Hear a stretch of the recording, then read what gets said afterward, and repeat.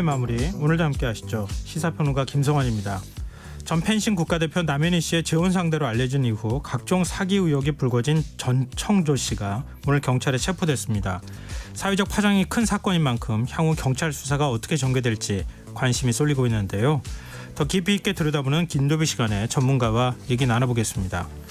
그리고 화요일마다 찾아오는 시간이죠. 빅데이터를 통해 인터넷 이슈를 살펴보는 이슈 이수다 코너도 마련되어 있으니까요. 많은 관심 부탁드립니다. 김성환의 시사에는 청취자 여러분들의 관심과 참여 기다립니다. 방송 내용과 관련해 의견 있으신 분들은 문자 보내주십시오. 당첨된 분들께는 모바일 쿠폰 보내드릴 텐데요. 참여하실 번호는 샵9730이고요. 짧은 문자 50원, 긴 문자는 100원의 이용료가 부과됩니다. 또 저희 방송을 유튜브를 통해서도 실시간으로 시청 또 참여하실 수 있는데요. KBS 1라디오 채널 들어오셔서 구독, 좋아요 많이 눌러주시길 부탁드립니다. 김성환의 시사야, 그럼 지금 시작하겠습니다.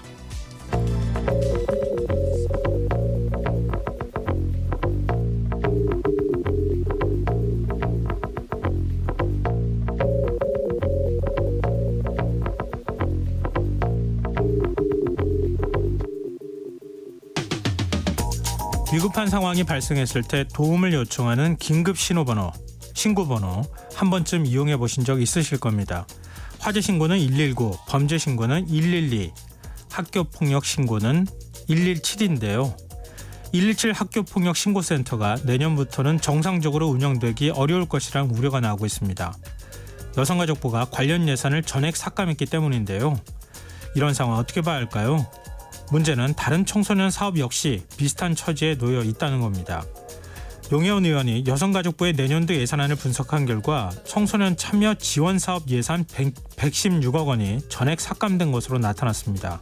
이 때문에 정부와 지방자치단체들이 함께 해온 청소년 사업의 90%가 중단되거나 중단될 위기에 처했다고 합니다. 세부적으로 보면 학교폭력 예방과 노동권 보호, 청소년 정책 참여와 성인권 교육 예산이 전액 삭감됐다고 하는데요.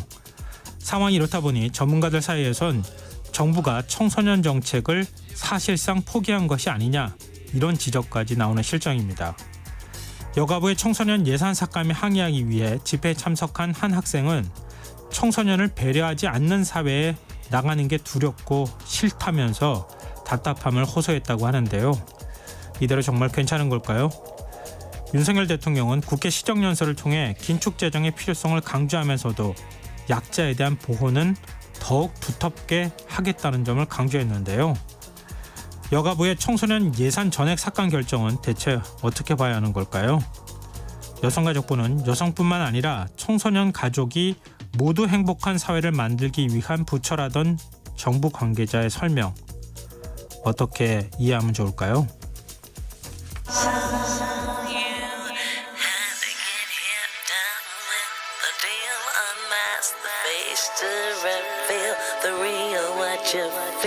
You and your everyday situations, all the unnecessary complications. 오늘 밤 당신 안에 꿈틀거리는 지식 충전 본능이 깨어납니다. 여러분의 자유탐구 영역 김성환의 시사야.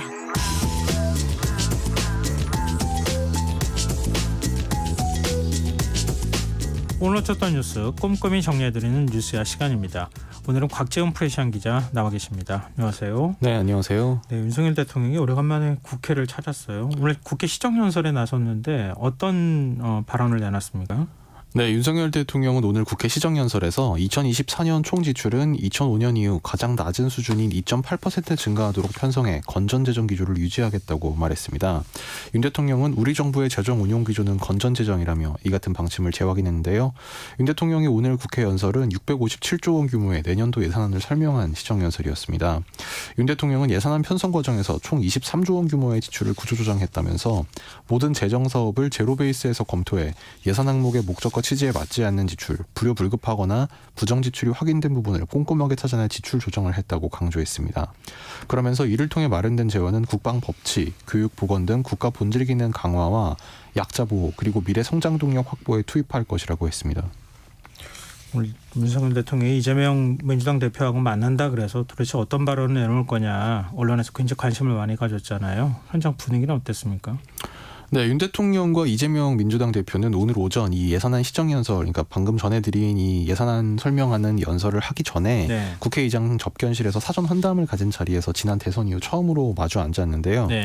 먼저 윤 대통령이 이 대표에게 오셨어요? 오랜만입니다. 이렇게 인사를 건네며 악수를 청했고 네. 이 대표는 말 없이 웃음으로 화답을 했습니다.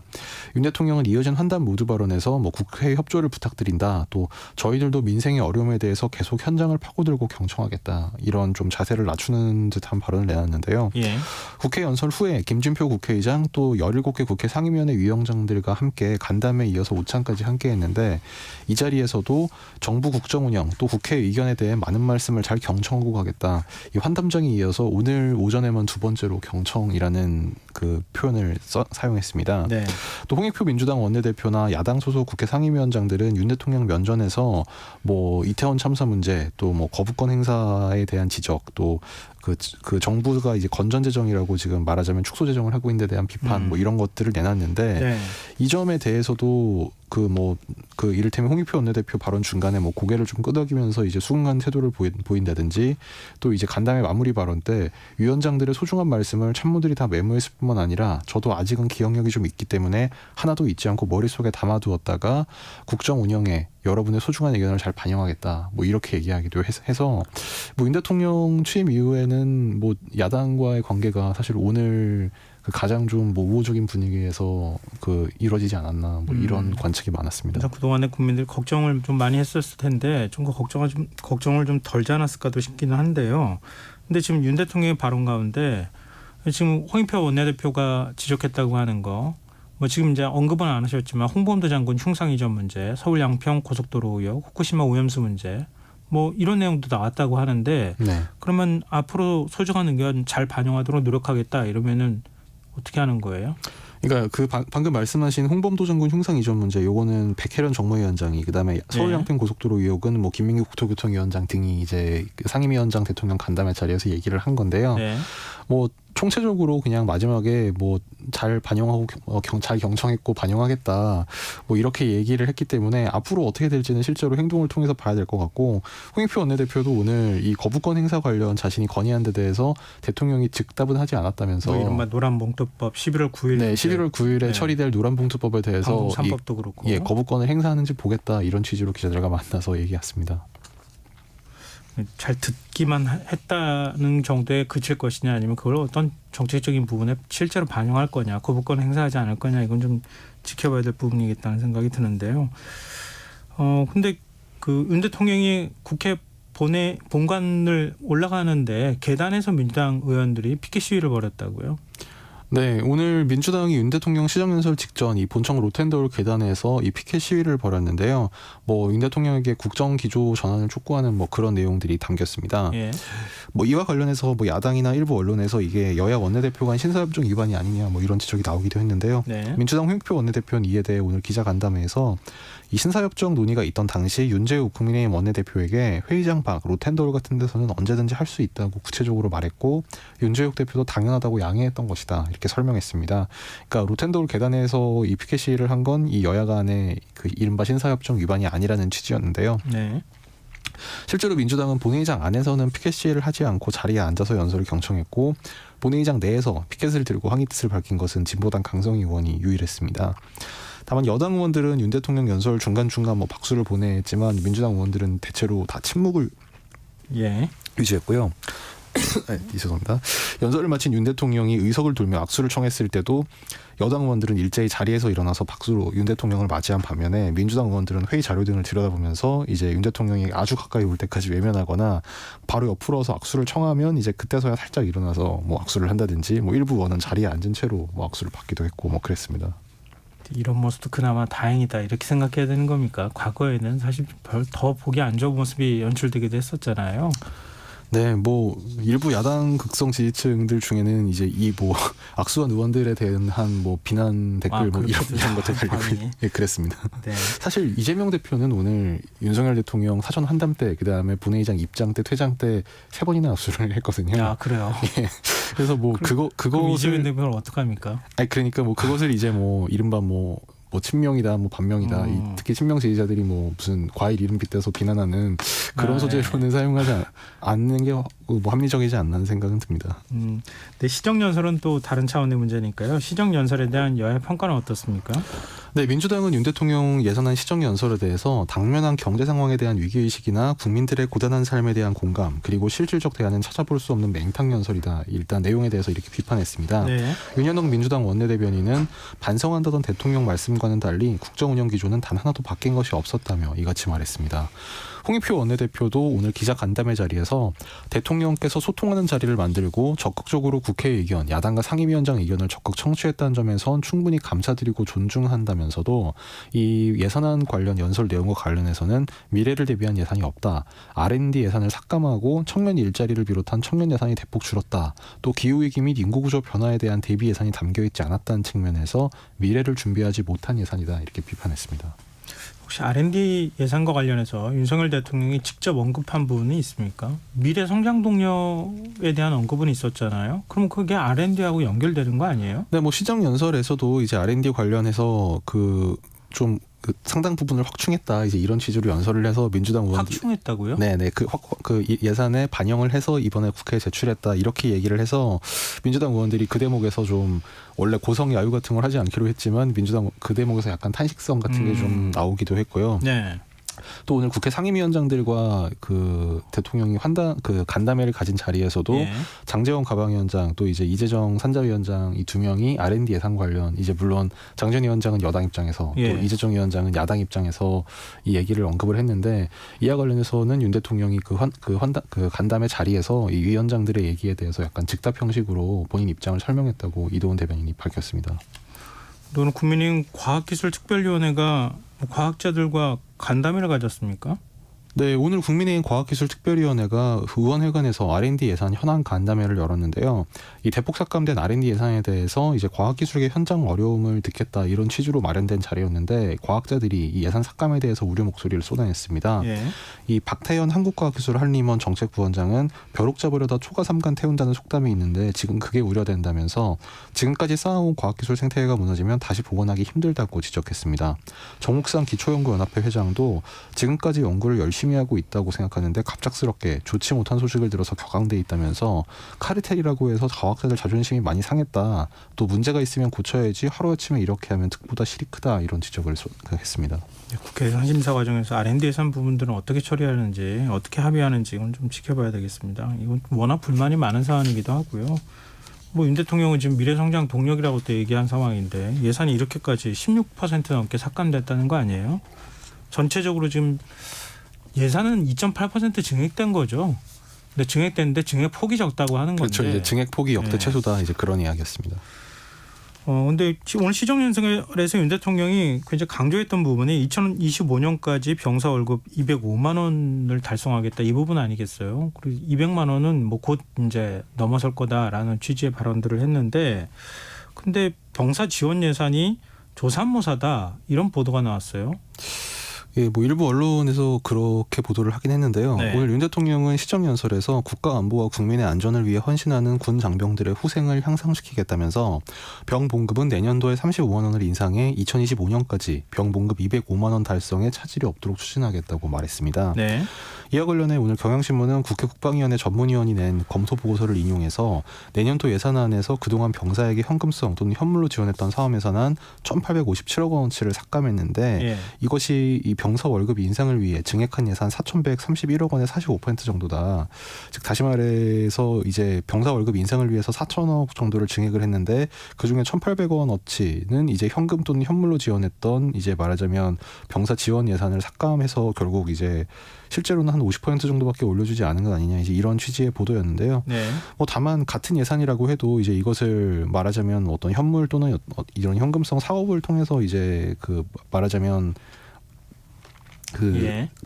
이제 병사 집단 전체에 대해서 이제 뭐 복지를 증진해주는 방식으로 말하자면 뭐 복지제도에 비기자면 이제 그 어떤 복지제도 확충하는 뭐 그런 방식으로 지원을 해주는 방식이 있고 아니면 뭐 개인에게 이것을 월급으로 주는 말하자면 그 가운데 선택의 문제라서 뭐 조삼모사다 뭐 그런 뭐 표현도 일부 언론에서는 썼습니다만 글쎄 그건 적절한지는 좀 생각을 해볼 문제인 것 같습니다. 그 보도에서 지적했다고 삭감했다고 지적했던 예산이 생일날 특식 케이크, 축구화 구매비, 그렇죠. 이발비, 효도 휴가비 뭐 일종의 이제 복지 비용이라고 할 수 있는 거잖아요. 네, 복지 그렇죠. 비용은 한 45% 정도를 삭감했다.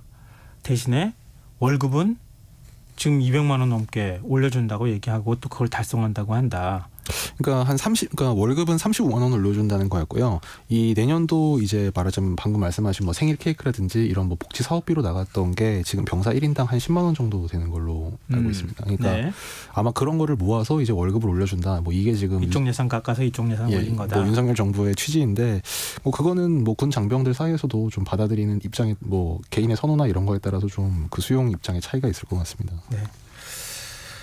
그리고 지금 윤석열 대통령이 이재명 대표하고 지금 취임 이후에 17개월 만에 처음 조우를 한 거잖아요. 근데 구체적인 내용은 아까 말씀하신 걸 들어보니까 없었던 것 같은데요. 네.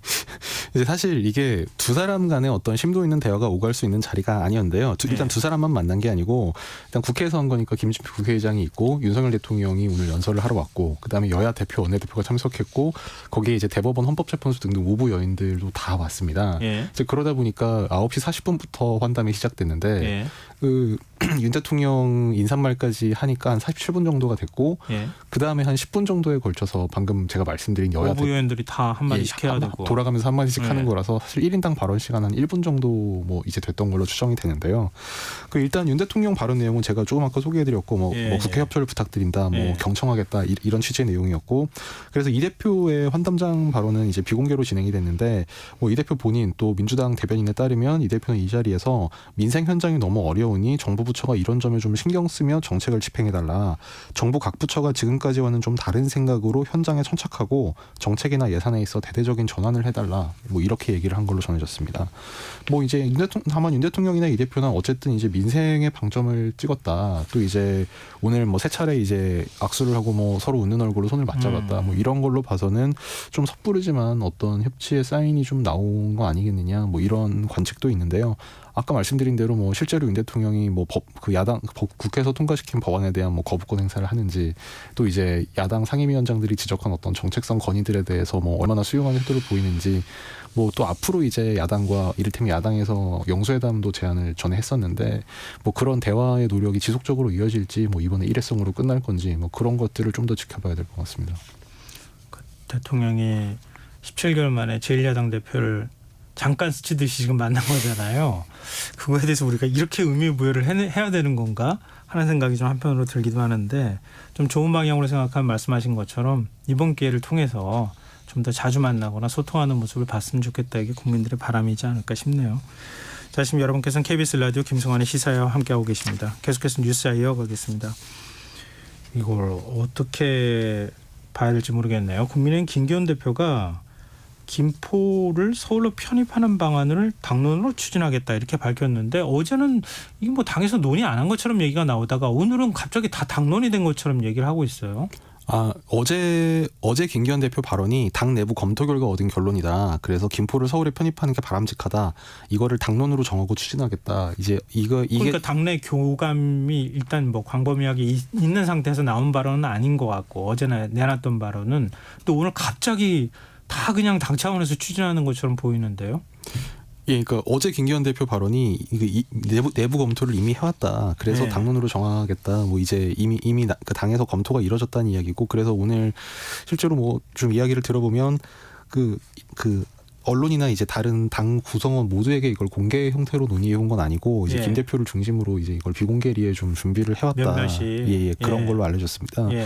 지금 국민의힘 윤재용 원내대표도 오늘 오전 기자들과 만나서 김포 시민들이 편입을 원하는 걸로 알고 있고 김포시장을 비롯 김포에서 공적 책임을 맡고 있는 분들도 편입을 주장하고 있다면서 당에서 여러 가지를 판단한 결과 김포를 서울로 편입하는 게 지역 주민들을 위해 바람직하다는 결론을 내려서 당론으로 추진하기로 한 것이다. 이렇게 재확인을 했습니다. 네. 김 대표도 오늘 기자들과 만나서 이 구리, 광명 등도 서울 편입을 추진하는 게 맞느냐 이제 이런 질문을 기자들이 하니까 어제 말씀드린 것처럼 서울 주변 도시의 경우 주민들 의사를 존중해서 생활권과 행정구역이 일치되도록 하는 것이 국민들을 위한 길이다 이런 입장을 다시 한번 밝혔습니다. 윤재혁 원내대표도 뭐 그 이른바 광명, 구리, 뭐 하남, 고양 등을 포함한 서울광역권 이런 구상을 검토하는 게 사실이냐 이렇게 기자들이 묻자 네. 현재 단계에서는 김포를 우선으로 생각한다면서도 나머지 지역은 지역민들 요구가 있을 때 적극 검토할 생각이다 이런 답변을 했는데요. 적극 검토가 이제 귀에 확 꽂히는 표현이죠. 경기도가 없어지는 거 아닙니까?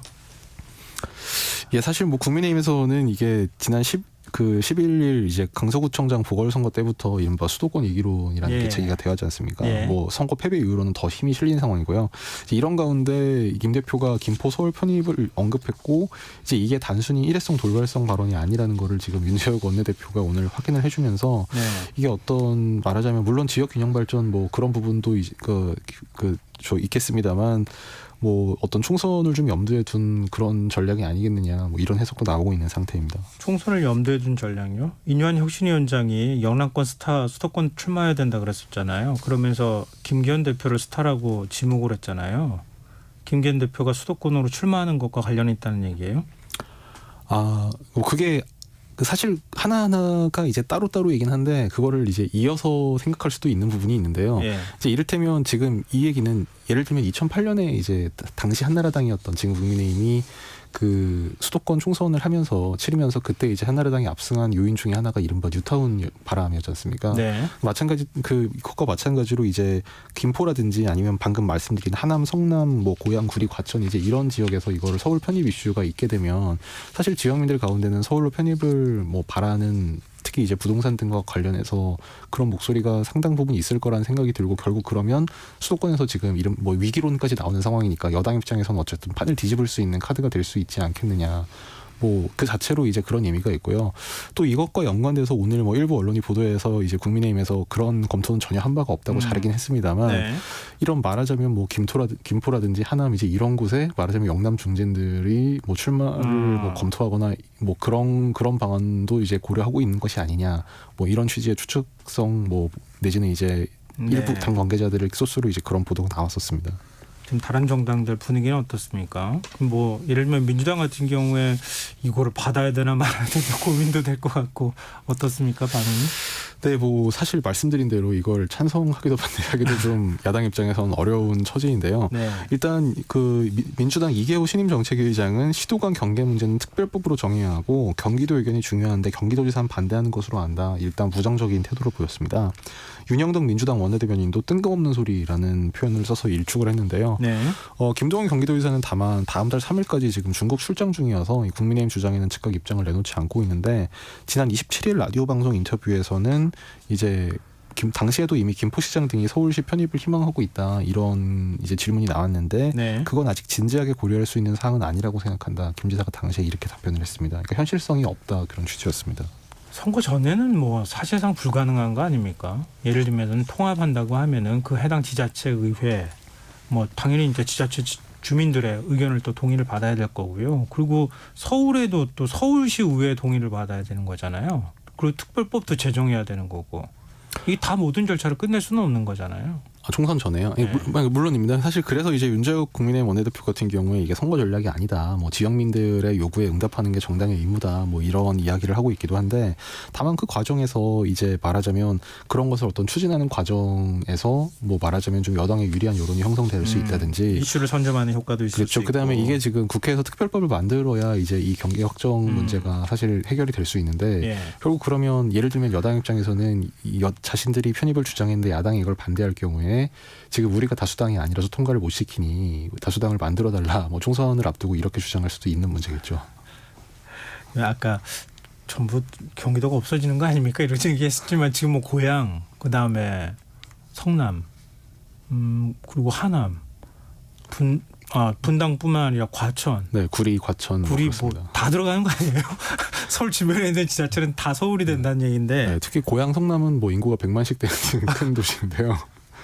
글쎄요, 이게 서울 공화국이 되는 거 아니냐 뭐 이런 말 나오고 지금 비수도권의 경우에는 지역에서는 수도권 집중화가 굉장히 심각한 양상인데 더 집중되는 거 아니냐. 네, 비수도권 지역에서는 이게 오히려 이제 수도권에 너무 집중이 돼서 오히려 이제 비수도권에 대한 차별 아니냐. 또 이 수도권 지역 내에 또 이미 지금 뭐 이미 거론됐던 그런 지역들 안에서도 뭐 이제 서울로 편입돼서 이제 뭐 과연 실제로 이제 얻을 수 있는 득이 얼마나 있겠느냐 뭐 지역 안에서도 좀 의견이 갈리는 것 같습니다. 네. 그래서 이거 가지고 만약에 계속 추진한다고 하면 좀 시끄러울 것 같습니다. 뜨거울 것 같기도 하고요, 논쟁이. 오늘 뉴스에 여기까지 하겠습니다. 지금까지 곽지은 프레시안 기자였습니다. 고맙습니다. 감사합니다.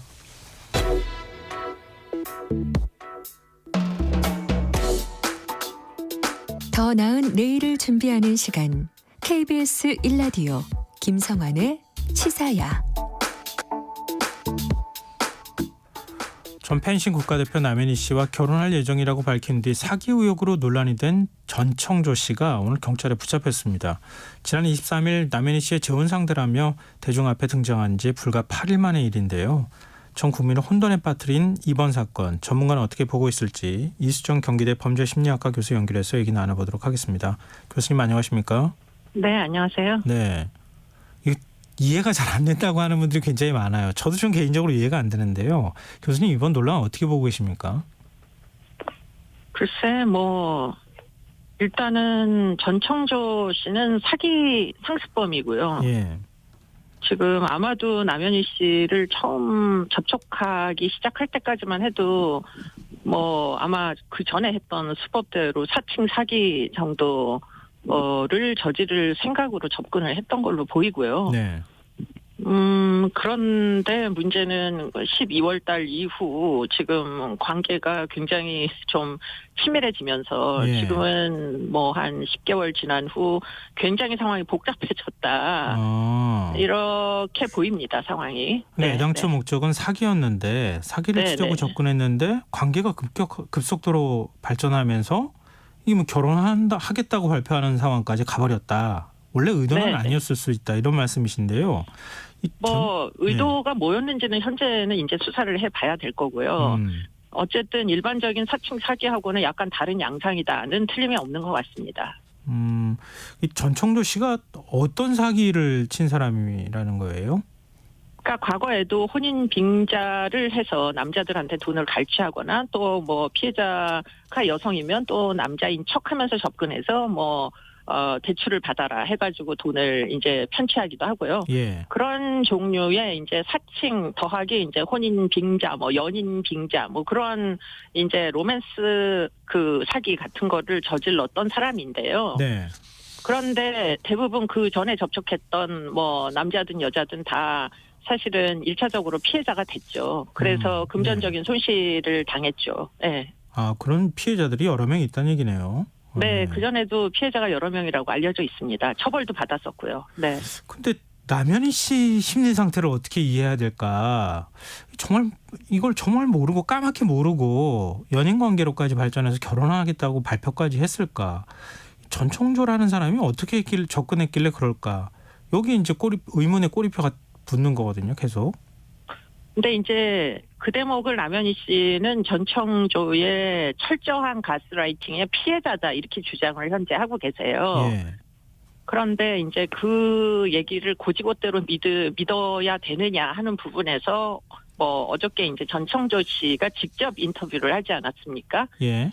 그러다 보니까 이게 서로 간에 지금 주장이 180도 다른 주장을 현재 하고 있다라는 게 지금 많은 언론사에서 비교를 하고 있죠. 네.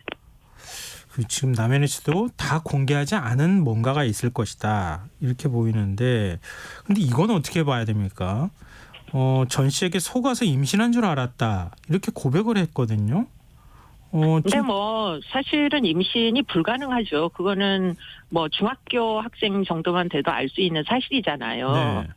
네, 남현희 씨는 전청조 씨가 성전환 수술을 한 이제 현재는 남성이다라고 주장을 했었기 때문에 네. 그러면 기본적인 상식상 사실은 이제 임신을 시키는 게 불가능하다라는 정도는 충분히 상상할 수 있는 위치에 있었고요. 예. 그분은 뭐 중학교 수준 이상 정신연령을 가지고 있다는 건 온 국민이 알 정도의 사람인데 더군다나 아이를 출산한 적도 있는 사람이라 상식은 틀림없이 적용이 돼야 될 법한데 예. 사실은 이제 남현희 씨는 전청조에 의하여 임신을 한 줄 알았다 이런 주장을 하고 계셔서 예. 그래서 이게 도대체가 뭐 남현희 씨가 진실만을 이야기하는 지금 40대 초반인 걸로 알고 있는데 네. 지금 그런 출산 경험이 있는 평균 여성들의 이제 주장인가 그 부분을 뭐 믿지 못하는 사람들이 거의 대다수일 겁니다. 그 사기 전과가 있는 사람이라고 하니까 전청조라는 사람이 뭐 임신 테스트기를 뭐 어떤 가짜를 갖고 와가지고 한다거나 뭐 이런 방식으로 속일 수는 없었던 걸까요? 그건 사실 불가능한 게 네. 뭐 어디에 두 사람만 고립되어 있었다면 뭐 가스라이팅을 당할 수도 있을 것이고 뭐 전청조 씨가 제공하는 임신 테스트기 외에는 다른 방법은 없었다 이런 예. 주장이 가능하겠지만 예. 그러나 지금 남현희 씨는 사실 뭐 그 친정 식구들하고도 굉장히 왕래가 잦았고요. 네. 심지어는 지금 전청조 씨의 얘기에 따르면 산부인과를 간 적이 있다는 거잖아요. 예. 그렇기 때문에 그거는 병원 기록만 봐도 알 수 있는 일인데 지금 남현희 씨는 자기가 유명인이라서 뭐 임신 테스트기조차 혼자 살 수 없고 병원도 간 적이 없다 이렇게 얘기를 하다 보니까 예. 지금 남현희 씨가 진실만을 얘기를 하고 있느냐가 많은 사람들이 지금 의심을 제기하는 거죠. 근데 전청조 씨도 인터뷰를 했거든요. 근데 인터뷰 네네. 과정에서 뭐 눈물을 보이기도 하고 뭐 그러던데 마치 진실된 사람인 것처럼 근데 겉으로 보기에는 뭐 그래요. 이 네, 전청조 씨의 전청조 심리는 씨- 어떻게 봐야 됩니까? 전청조 씨의 얘기도 100% 믿기는 어렵습니다. 원래 네. 사기 전과자들은 거짓말을 워낙 섞어서 많이 하기 때문에 그러니까 지금 두 사람의 주장들 중에 일부는 진실이고 일부는 허위다 이렇게 보는 게 맞겠죠. 그런데 지금 원래는 전청조 씨가 무조건 남현희 씨를 다 100% 속인 거고 남현 씨는 본인이 완전히 속았다 이렇게 얘기했었잖아요. 예, 예. 그러나 지금 국면이 전개되면서 그건 아니다라고 지금 어느 정도는 의심이 되는 지점들이 발생하기 시작했습니다. 그래서 지금 남현희 씨가 고소를 하면서 내가 거짓말 탐지기라도 검사를 받겠다 이렇게 주장을 하는 건데 네. 본인이 피해자라고 얘기를 하면서 거짓말 탐지에 응하겠다는 건 말이 안 되는 거죠. 왜냐하면 거짓말 탐지는 피의자, 가해자만 사실 검사를 받는 거기 때문에 피해자는 진실을 검증해야 될 필요가 있는 대상이 아닌데 네. 지금 왜 그렇게까지 주장을 하고 있는지 사실 많은 사람들이 좀 의아한 상황이고요. 예. 그리고 또 한 가지 지금 이 사건이 전청조 씨의 성정체감 문제로 인해 가지고 사실 굉장히 호도된 언론에서 굉장히 좀 센세이셔널하게만 다룬 측면이 있어요. 네네.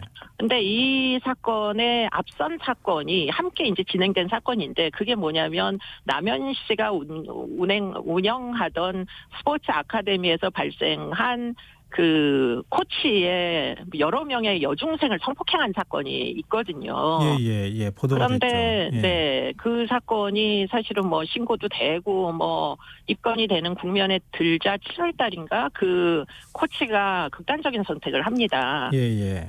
그런 사건과 지금 이 전청조의 뭐 거짓말 뭐 사기 그 사건들하고 그게 같은 시점에 지금 진행이 된 거예요. 예. 그런데 사실은 두 사건이 별개의 사건이라 공소권이 없어진 성폭력 사건은 지금 수면 아래로 가라앉았지만 네. 사실은 그 사건도 수사를 꼭 해야 되는 매우 중대한 사건일 수가 있는 거거든요. 예. 그게 어떻게 보면은 남현희 씨의 정신세계에 굉장히 뭐 특별한 영향을 미친 것 같기도 합니다.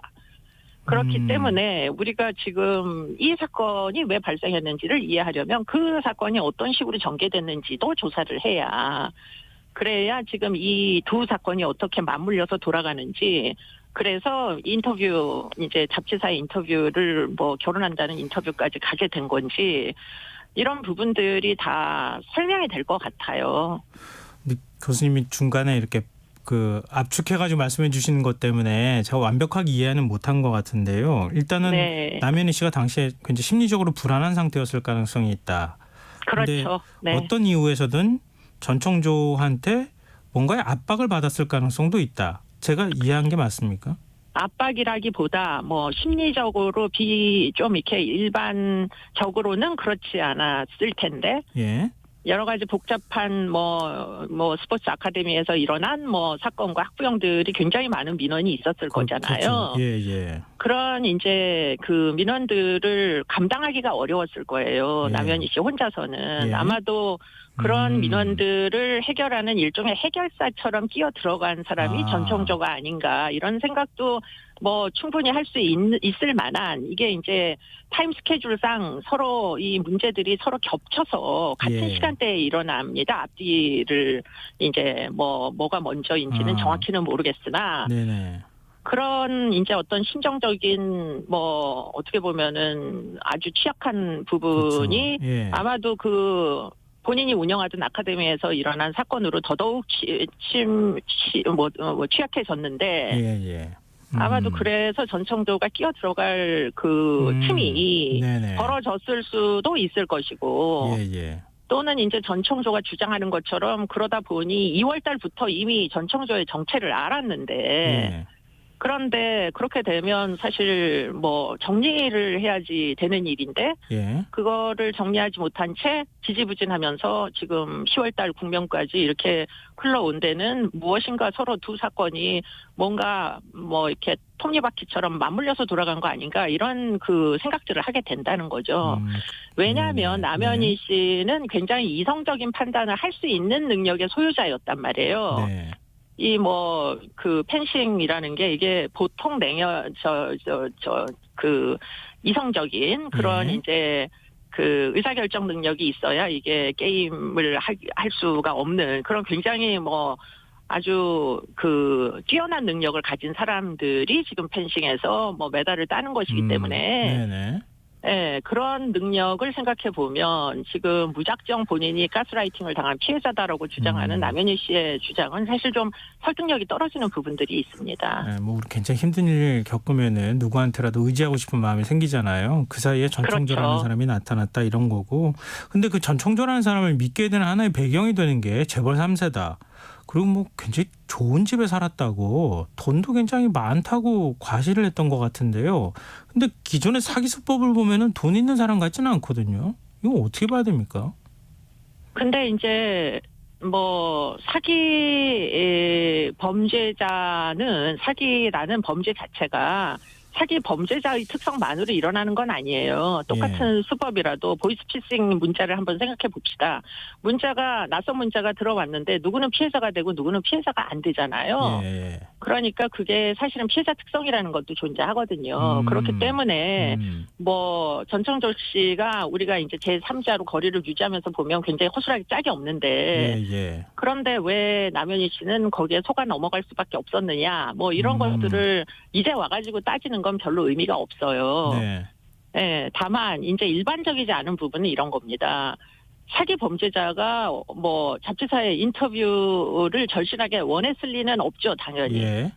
네, 그러면 그 잡지사 인터뷰부터 사실은 이게 까발려지기 시작했는데 그러면 그 인터뷰를 전청조 씨는 원하지 않았는데 그럼 남현희 씨는 굳이 인터뷰를 왜 해서 언론의 주목을 받아서 결국에는 지금 이렇게까지 이제 본인의 억울함을 심지어는 라디오에 나와서 인터뷰도 그러니까 약국에 가서 임신 테스트키를 혼자 못 사는 분인데 지금 얼마 전에 뭐 라디오에 나와서 인터뷰까지 하셨잖아요.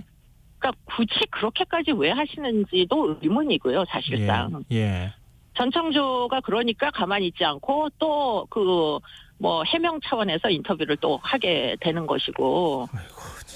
그래서 서로 주고받고 하면서 온 국민을 지금 혼란에 빠뜨려가지고 지금 사실은 그 둘에 주목하느라고 지금 아마 성폭력 피해를 당하신 피해 청소년의 부모님들은 어디에도 제대로 자신의 자녀들에 대한 뭐 억울함을 호소할 길이 지금 없게 돼버린 게 이 사건의 실체다. 이렇게 밖에는 생각이 안 됩니다. 개인적으로. 네.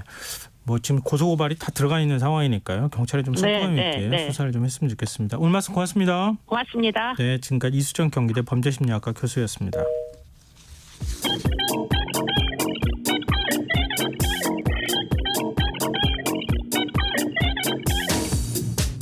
빅데이터로 인터넷에서 화제가 되고 있는 이슈 살펴보는 시간입니다.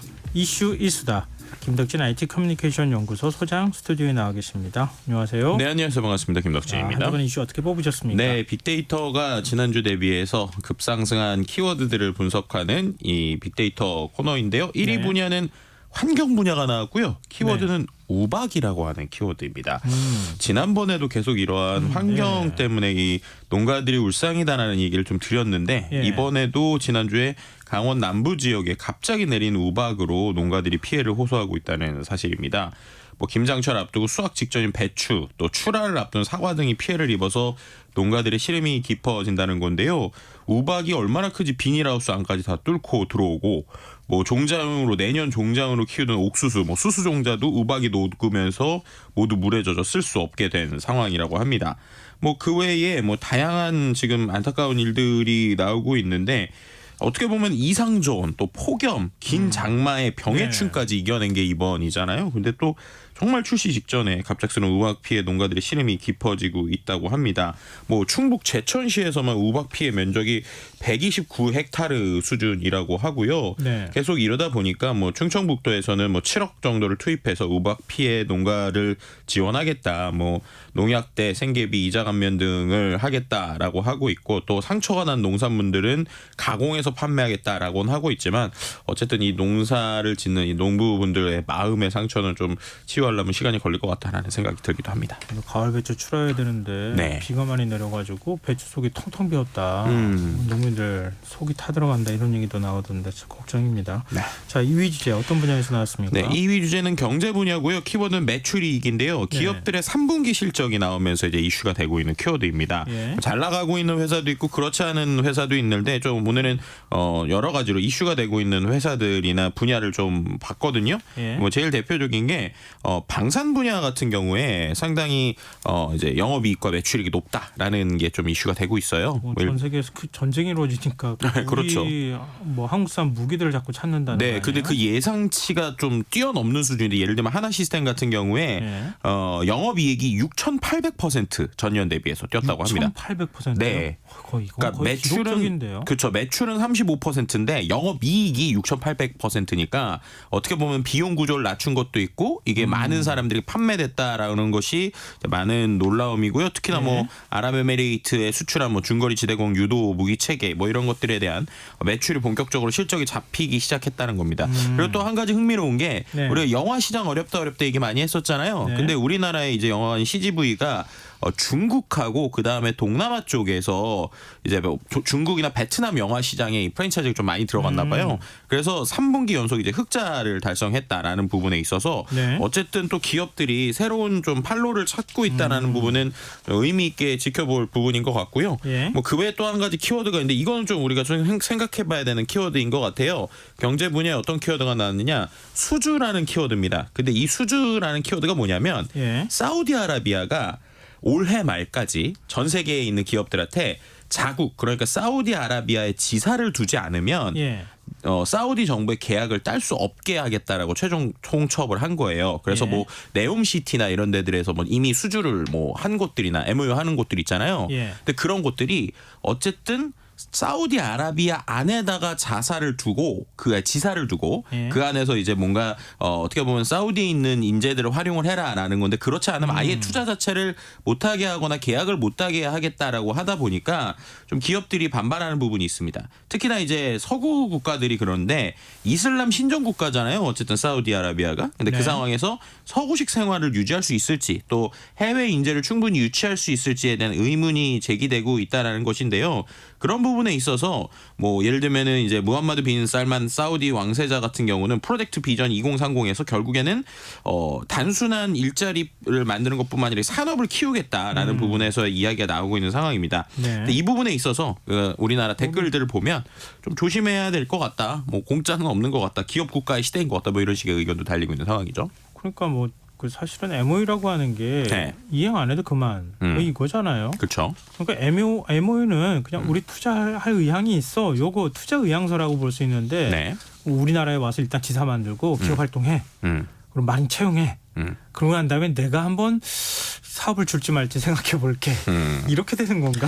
그러니까요. 이게 참 어쨌든 좀 여러 가지 고민이 이제 실제로 이거를 소위 이제 우리가 주판을 두드려 본다고 튕겨 본다고 하죠. 네. 그런 이제 시즌이 오지 않았나 이렇게 볼 수 있는 것 같습니다.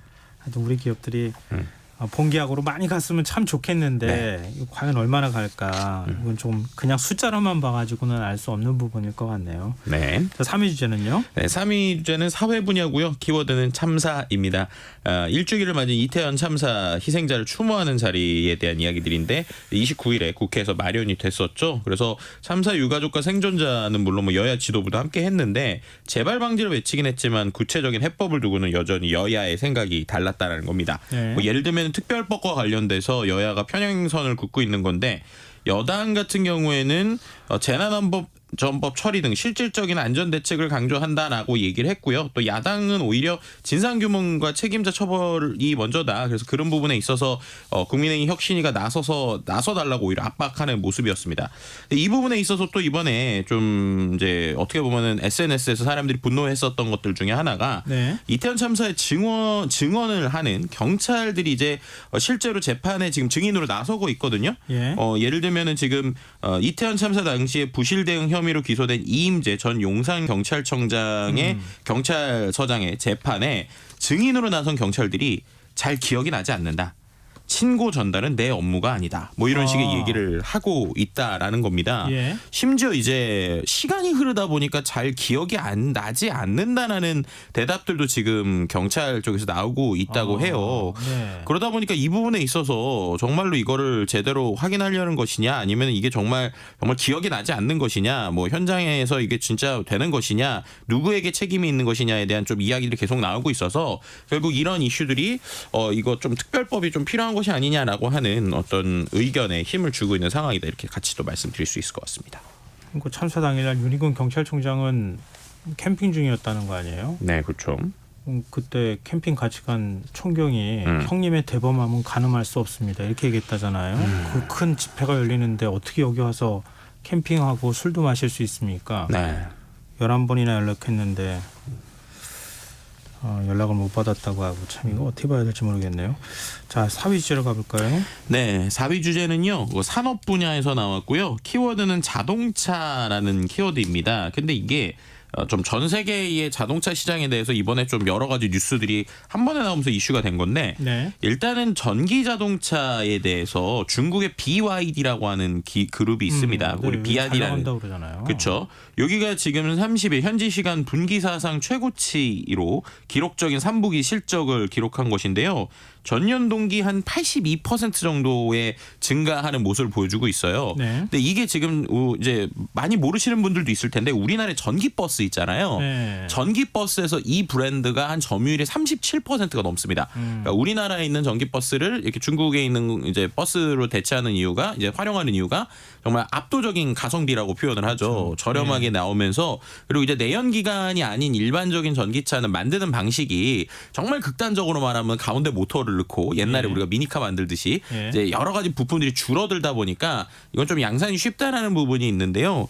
그래서인지 지금 이 전기 자동차가 수요가 감소하는데도 이 중국 회사가 치고 나가는 걸 보면서 마치 이제 드론 있지 않습니까? 네. 드론 같은 경우도 지금 중국이 아주 크게 리더십을 가지고 있거든요. 그래서 그런 식의 또 산업이 재편되는 것이 아니냐라는 일종의 뭐 우려의 목소리나 여러 가지 목소리가 나오고 있는 상황이고요.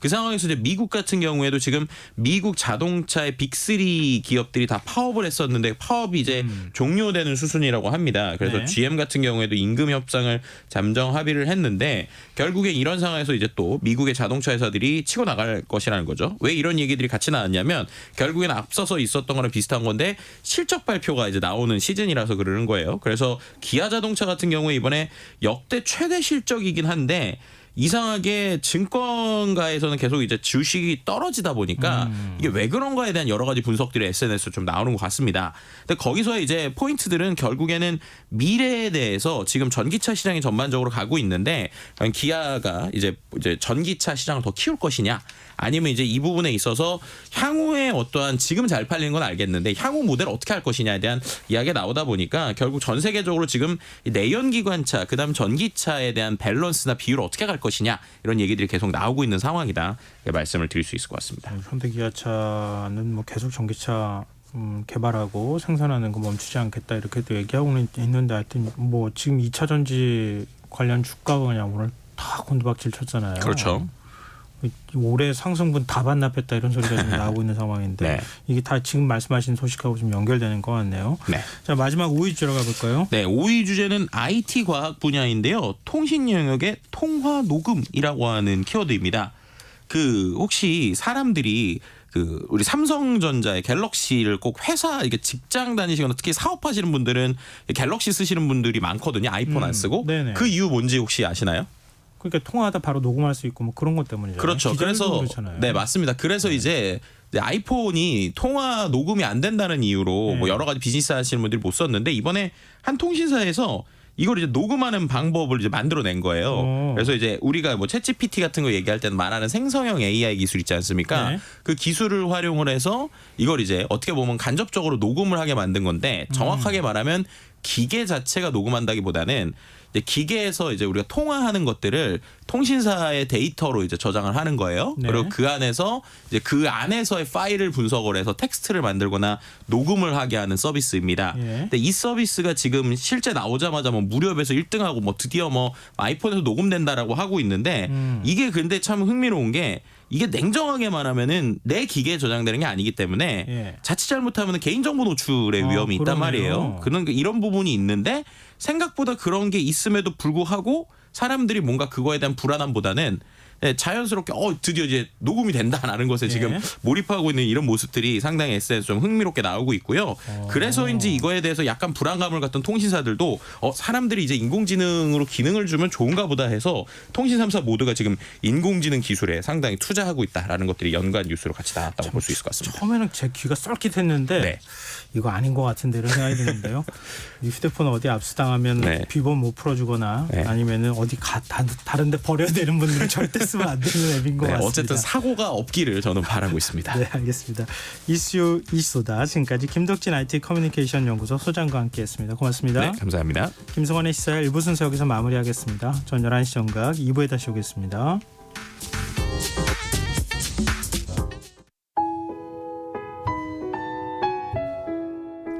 청취자 여러분, 위기가정을 찾아주세요. 어려운 경제 상황 속에서 긴급한 경제적 지원이 필요한데도 복지 사각지대에 놓여 있어 아무런 지원도 받지 못하고 극한 상황으로 내몰리고 있는 위기가정이 늘고 있습니다. KBS 강태원 복지재단에서는 사회 안전망에서 벗어나 위기에 처해 있는 가정을 발굴해 긴급 지원하는 사업을 진행합니다. 여러분 주위에 스스로의 힘만으로는 도저히 일어설 수 없는 힘든 이웃이 혹시 있는지 찾아봐 주세요. 우리 사회의 건강한 구성원으로 신속히 복귀할 수 있도록 KBS 강태원 복지재단이 작은 힘을 보태겠습니다. 여러분의 제보 전화를 기다립니다.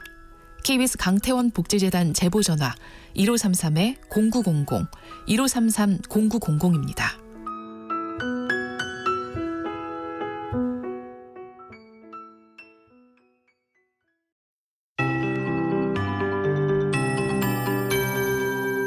KBS 58분 날씨. 내일 중부지방은 대체로 흐리고 남부지방과 제주도는 대체로 맑겠습니다. 오전까지 충남권 내륙과 전라권, 경남 내륙에 가시거리 200m 미만의 짙은 안개 끼겠습니다. 특히 강이나 호수 등지에는 더욱 짙게 끼겠으니 안전운전하시기 바랍니다. 늦은 새벽 경기 북부와 강원 영서 북부에 비가 오겠습니다. 아침에 그 밖의 수도권과 강원 영서로 확대돼 저녁에 대부분 그치겠고 충북 북부는 늦은 오후 한때 비가 내리겠습니다. 예상 강우량은 경기 북부와 강원 영서 북부 5에서 30, 그 밖의 지역 5mm 안팎입니다.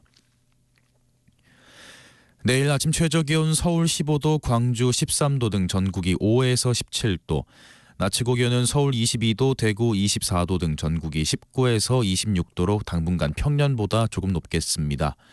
다만 남부지방을 중심으로 일교차 15도가량 크겠고 중부지방과 전라권, 경북 북부에 바람이 강하게 부는 곳 있겠습니다.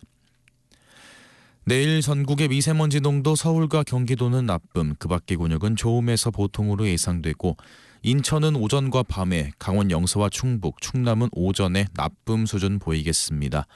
서울 현지 기온 17.3도, 습도 79%, KBS 58분 날씨 박성준입니다.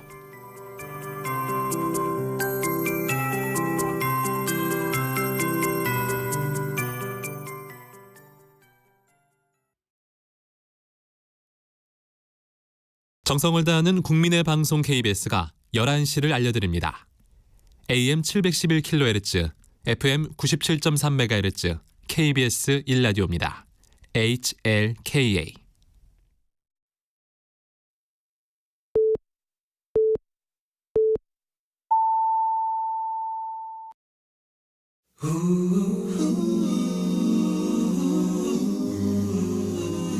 이 밤 그냥 보내긴 아쉬우니까요. 당신의 하루의 끝까지 야무지게 채워드립니다. 당신의 지식 충전소 김성환의 시사야.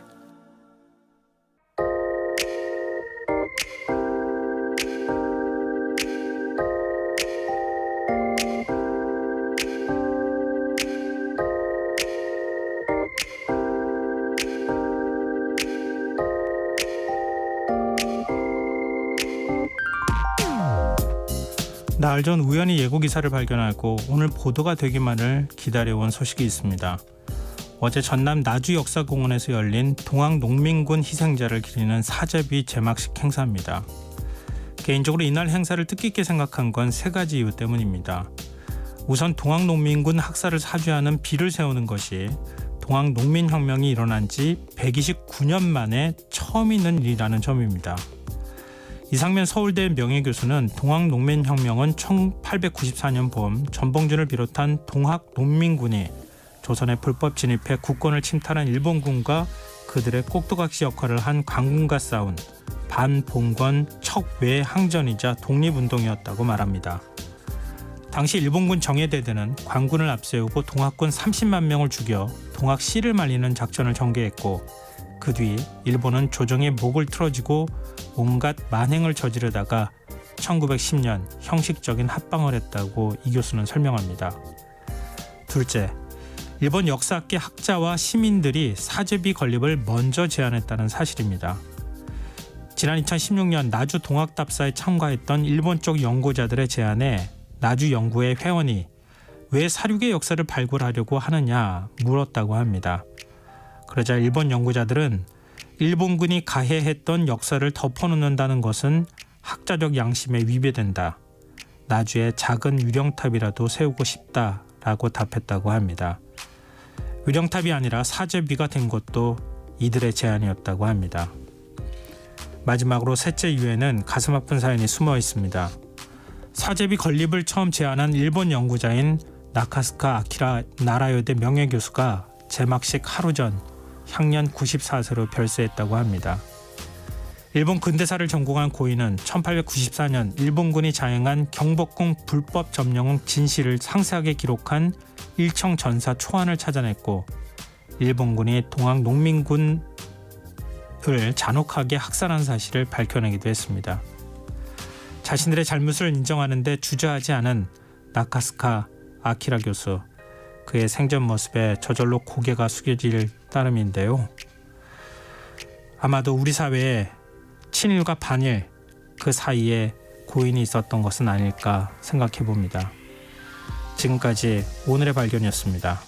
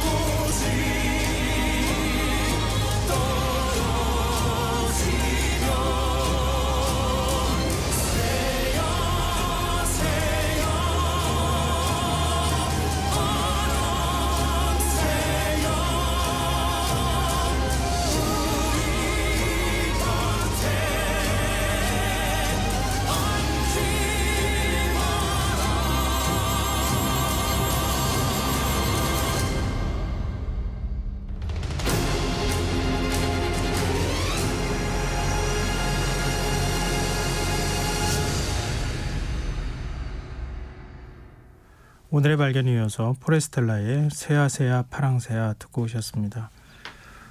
김성원의 시사는 언제나 청취자 여러분의 관심과 참여 기다립니다. 오늘도 방송 내용과 관련한 청취자분들 문자 들어오고 있는데요. 청취자 이중구님, 동학농민운동이 일어난 지 129년이 지났군요. 동학농민혁명기념재단이 전북 정읍에 있던데 아야 꼭 한번 다녀와야겠습니다. 오늘 소개해 주신 나주시 역사공원도 함께요. 이렇게 문자 주셨어요. 맞습니다. 사실은 동학농민혁명, 전쟁이라고도 부르고요. 그런데 예전에 또 운동이라는 표현 제가 학창 시절에는 그렇게 배웠던 것 같기도 해요. 아직도 사실 정의를 잘 못 내리고 있는 것 같기도 한데요. 동학농민혁명이 일어났을 때 역사적 배경이나 이런 것도 좀 더 많이 공부해야 되겠다 이런 생각을 좀 한편으로 해봤고요. 아까 제가 오늘의 발견 마무리하면서 친일과 반일 그 사이에 나가스카 아키라 교수 같은 사람이 있지 않을까 이렇게 말씀드렸는데요. 그 표현을 다시 한번 좀 제가 정리를 하자면 친일과 반일 그 틀 안에서 가둘 수 없는 이런 분들이 있습니다. 라고 표현하는 게 더 적확할 것 같아요. 그러니까 우리가 친일이나 반일 이렇게만 인식하지 않았으면 좋겠다는 생각은 제 개인적인 생각인데요. 그 틀을 벗어날 수 있는 그 무엇을 우리가 좀 자꾸 찾아야 되지 않을까 싶어요. 근데 그렇게 주목받지는 못하지만 한일 양국 사이의 시민단체나 아니면은 양심적인 학자들 이런 사람들이 그런 역할을 지금 하고 있는 거 아닌가 싶습니다.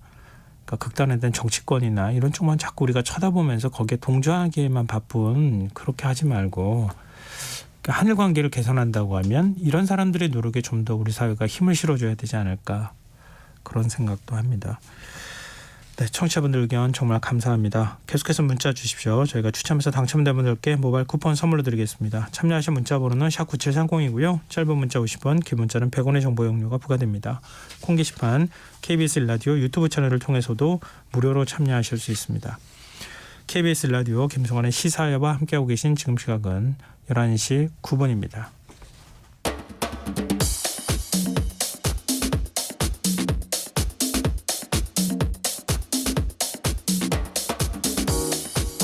오늘 일어난 세상 곳곳의 소식들 당일 배송으로 전해드립니다. 밤천뉴스 이현경 뉴스캐스터 함께하겠습니다. 안녕하세요. 네, 안녕하세요. 지난번에도 소개해 주셨는데 네. 수원 전세 사기 사건. 예. 이 피해자 그리고 또 피해액이 점점 늘어나고 있어요. 한 1,200억 원이 넘을 것으로 예상을 하고 있는데요. 예. 대책위원회가 임대인인 정모 씨 일가의 개인 법인 소유의 건물이 모두 52개로 확인이 됐습니다. 이게 수원에 44개, 화성에 6개, 용인 1개, 양평 1개로 확인이 됐는데 여기에 세대수가 파악된 건물이 40개 건물에 721세대인데요. 예상 피해액이 1,230억 원에 달합니다. 몇 채예요 그러면? 그러니까 대부분의 건물이 근저당 금액이 높아서 전세보증금 대부분이 이제 예상 피해액으로 환산이 됐고요. 네. 아직 확인되지 않은 건물의 제보가 지금 계속 들어오고 있으니까 만약 이걸 합산하면 1,230억 원보다 피해액이 더 커질 가능성들도 있습니다. 제일 중요한 게 뭐냐면 정 씨와 정 씨 일가가 갖고 있는 그런 건물 말고 네. 관계가 확인된 친척이나 지인의 임대인이 소유한 건물이 아닌 경우는 아직 파악이 안 되고 있거든요. 네. 그러니까 다른 사람 명의로 되어 있다면 아직 파악이 안 된 상황이기 때문에 피해자가 있다면 대책위원회에 연락해달라 난 당부가 있었고요. 이건 대책위원회에서 파악한 피해 규모이고 지금 현재 경기남부경찰청 반부패 경제범죄수사대에 오늘 낮 12시 기준으로 고소장은 345건이 접수가 됐습니다. 여기에 집계된 피해액은 509억 원 상당이고요. 피고소인은 임대인 4명, 그러니까 정 씨 일가 이 부부와 아들 이렇게 3명과 법인 관계자 1명 그리고 부동산 중개업소 관계자를 모두 포함해서 26명입니다. 아마 이 사건 외에도 다른 건물 피해도 예상이 된다고 하는데요. 네. 앞으로 계속 불어나긴 할 텐데 해결 방책이 마땅하지가 않습니다. 지금 임대인이 멀쩡하게 있는 거 아니에요? 네. 임대인이 뭐 땅을 지난번에 네. 꽤 많이 갖고 있다고 네. 얘기해 주셨잖아요. 예.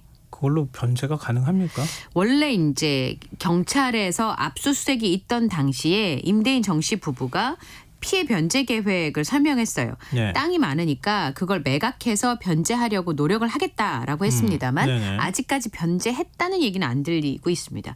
취재에 따르면 보상하겠다라고 하는 땅의 일부는 이미 건설사 넘어갔다 그래요. 예. 이 건설사는 말하자면 정 씨 부부가 가지고 있는 건물을 짓던 회사라고 합니다. 건설사에게 이제 돈을 못 줬으니까 그 진 빚을 갚기 위해서 넘긴 것으로 추정이 되고요. 경기도 평택의 990제곱미터의 땅이 은행에 잡힌 근저당이 18억 원을 포함해서 22억 원에 지난달 채권자인 A건설에 넘어갔거든요. 그러니까 네. 매매를 했다기보다는 말씀드렸던 것처럼 이제 빚을 갚기 위한 것으로 보이는데 임차인들의 입장에서는 이렇게 건설사에 땅이 넘어가 버리면 예. 보증금을 받을 수 있는 길이 점점 어려워지는 거고요. 강원도 양양에도 810여 제곱미터의 땅이 있고 양평에도 790제곱미터의 땅이 있는데 이게 다 5월 달에 건설사로 넘어갔다고 합니다. 이때가 정 씨 부부가 전세금을 반환하지 못하기 시작한 직후였다고 하는데요. 예. 이 건설 회사가 정 씨 부부가 가지고 있던 오피스텔 시공을 했던 업체라고 합니다. 그럼 뭐 남아 있는 게 없다는 예. 얘기예요? 그러니까 차명으로 지금 부동산 법인하고 건물을 가지고 있다라는 사실이 취재에 의해서 밝혀지고는 있습니다만 네. 문제는 이게 아까 말씀드렸던 것 친척 그리고 다른 사람의 이름으로 건물이 숨겨져 있다라는 의심이 가는 대목인데 그 파악한 건물이 언론에서 파악한 거로만 5군데 112세대라고 하거든요. 네. 근데 이제 잘 아시다시피 차명으로 보유하고 있는 거를 증명하기 좀 어렵습니다. 예. 그리고 여기서도 피해가 발생하지 않았다는 보장이 없고요. 그래서 아까 말씀하신 것처럼 변제하기는 굉장히 어려운 상황처럼 보입니다. 현재까지 파악된 바로는. 한 방공사가 부부 재산을 좀 추적해봤다고요? 네. 근데 돈이 좀 이상합니다. 예. 올해 3월부터 9월까지 온라인 게임 아이템을 쓰는데 4,700만 원을 썼어요. 네. 아까 제가 말씀드린 것처럼 땅이 건설사로 넘어가기 시작한 게 5월 달이거든요. 예. 그리고 이제 변제가 안 되기 시작한 게 이즈음인데 3월부터 9월까지 온라인 게임 아이템을 쓰는데 4,700만 원 그리고 9월 한 달 동안 마트 상품권만 4,800억 원어치를 샀다고 합니다. 4,800만 원어치 예. 죄송합니다. 예. 그리고 태양광 사업을 포함해서 다른 사업에도 이미 수억 원을 투자한 점 이걸 좀 주목하고 있습니다. 마트 상품권은 4,800원 어치 보통의 경우에는 살 일이 없잖아요. 그걸 그렇게 쓰기 쉽지 누구한테 않습니다. 선물하려고 샀나? 아니면 그렇다고 뭐 마트 상품권을 선물하는 걸 보지는 이상하죠. 못했던 것 같고요. 예. 뭔가 좀 이상한데요. 예.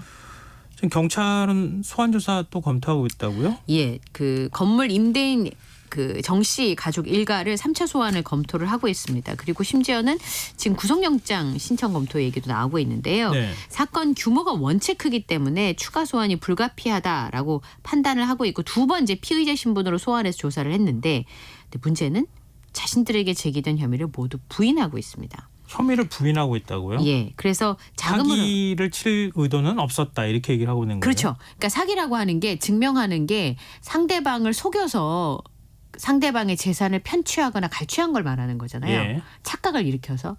그런데 지금 이 경우는 내가 정당하게 임대를 했는데 상황이 나빠져서 못 갚고 있다. 이렇게 얘기하면 이게 상황이 굉장히 복잡해지는 거거든요. 그래서 경찰에서는 이 부부의 자금 흐름을 살핀 뒤에 2차 소환을 했고 3차 소환 조사 이후에는 검찰과 협의를 해서 신병 확보를 검토할 가능성이 굉장히 높습니다. 이 임차인들 다수가 이 부부와 혹은 이 부부의 아들과 1, 2억 원 규모의 임대차 계약을 맺었습니다만 예. 보증금을 못 돌려받고 있는 상황이고요. 이 18개 법인을 만들어서 수원과 화성 등지에서 빌라와 오피스텔 등의 계약을 맺은 것으로 파악이 되고 있는데요. 아들이 이제 공인중개사 사무실을 운영하면서 임대차 계약을 중개한 것으로 파악이 되고 있습니다. 근데 전세 계약이 아직 만료되지 않은 임차인도 있기 때문에 네. 피해 규모는 굉장히 많이 늘어날 것으로 보입니다. 일단 경찰 수사가 좀 빨리 진행이 돼서 네. 이게 명백한 사기다 이렇게 판단을 좀 해줘야 증거를 그다음에 확보를 해야죠, 빨리. 그렇게 해야 여기 예. 지금 돈을 못 받게 생긴 피해자들이 있잖아요. 네. 그 피해자들이 어떤 방식으로든 구제받을 수 있는 길이 그렇죠. 터지는 거 아니에요. 예. 그 좋은 수사력 다 어디다가 쓰는지 모르겠어요. 그리고 학교폭력 피해자 유족 대리하면서 재판에 또 불출석해서 논란을 빚었던 네. 권경애 변호사. 이 법원이 5천만 원을 지급하라는 조정 결정을 내렸네요. 네. 이 권경애 변호사가 2016년에 고 박주원 양의 어머니가 학교폭력 가해자와 교육청을 상대로 낸 민사소송을 대리했다가 2심 재판에 3번이나 무단으로 불출석해서 항소 취하로 간주되면서 지난해 11월에 패소가 됐습니다. 근데 이 어머니가 지난 4월에 권경애 변호사와 소속 법무법인 그리고 같은 법인의 변호사 2명을 상대로 해서 손해배상 청구 소송 2억 원 상당의 배상 소송을 제기했는데요. 재판부는 7월에 이 소송을 조정해 회부를 했습니다. 그동안 소송에 권경애 변호사가 별다른 대응을 하지 않았다고 합니다. 그리고 지난달 첫 조정기일 당일에서야 대리인 선임계를 제출했다고 하는데요. 지금 상황으로 보면 법원에서는 이 권경애 변호사 측이 올해 12월 15일까지 원고 그러니까 이기철 씨에게 5천만 원을 지급하라 강제 조정 결정서를 소송 당사자에게 전달을 했습니다. 당사자 합의로 소송을 끝내는 방법이거든요. 네. 그러니까 합의가 안 되면 법원에서 자체적으로 조정안을 제시할 수 있고 이것도 안 된다 그러면 이제 법원이 조정이 성립이 안 되면 이제 재판을 계속 해야 되는 상황인데요. 어쨌든 5천만 원을 지급하라라고 하는 조정안을 내놓은 상황입니다. 한쪽이라도 수용을 하지 않고 2주 안에 이의 신청을 제기하면 정식 재판이 진행이 됩니다. 유족 측은 못 받아들이겠다는 거죠? 네. 이 권경애 변호사가 한 번도 예의를 보인 적이 없는데 무슨 조정안을 하느냐. 뭐 잘못을 인정하지도 않던데요. 예, 이대로 사건을 끝내서 사람들 뇌리에게 이칠 권리를 권경애 변호사에게 줄 수 없다라고 얘기를 했고요. 변호사들의 잘못으로 피해자들이 배상 판결을 받은 판례를 기준으로 한 건데 사건의 중대성을 따지지 않아서 탐탁치 않다라고 하는 불편한 기색을 내비쳤습니다.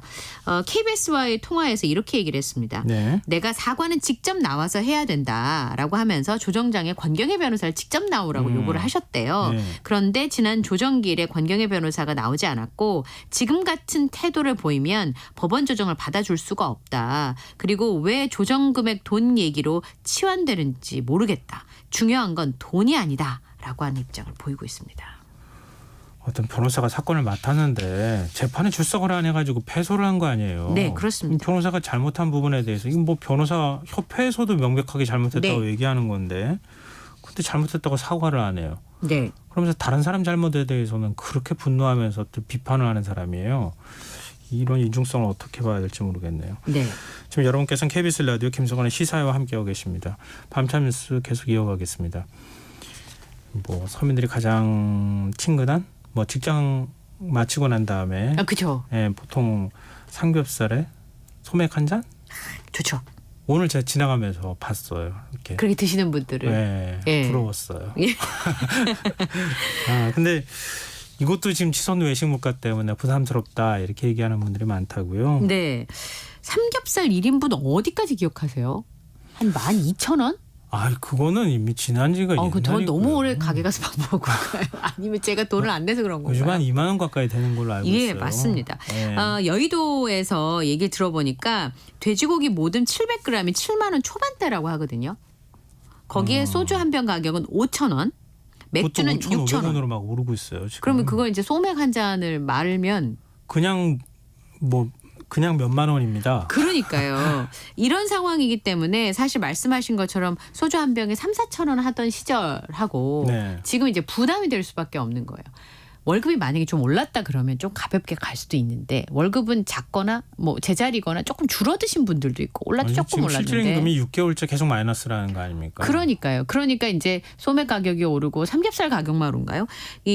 한국소비자원의 그 통계를 보니까요. 서울 시내 삼겹살 200g 평균 가격은 작년 9월에 18,851원. 제가 잘못했군요. 12,000원이라니요. 예. 그러니까 올해 9월에는 19,253원인데 네. 계속 오르고 있습니다. 거기다가 쌈채소 가격이 많이 올랐거든요. 그러니까 삼겹살 가격이 2만 원을 훌쩍 넘는 것들이 굉장히 많아졌습니다. 적상추 같은 경우도 작년에 비해서 24%, 청상추도 20% 이상 올랐고 깻잎도 12.7%가 올랐기 때문에 소주 한 병에 맥주 2병 시켜서 1인당 4만 원을 훌쩍 넘겨서 먹어야 되는 상황인 거예요. 서울 중심가 식당 같은 경우 소주 한 병 5,000원대, 맥주는 6,000원대라고 합니다. 네. 근데 국내 주요 주류업체들이 제품 출고가를 최근에 올리면서 연말엔 이게 반영이 될 테니까 연말 회식 때는 훨씬 더 비싸질 것 같습니다. 예전에 그랬잖아요. 그 삼겹살 1인분이 200g. 그리고 그게 한 10,000원 정도일 때가 있었는데 가격은 계속 오르는데 그램수는 계속 줄어요. 그렇죠. 200g 안 주는데도 많아요. 120g까지 내려가요. 네, 그러니까요.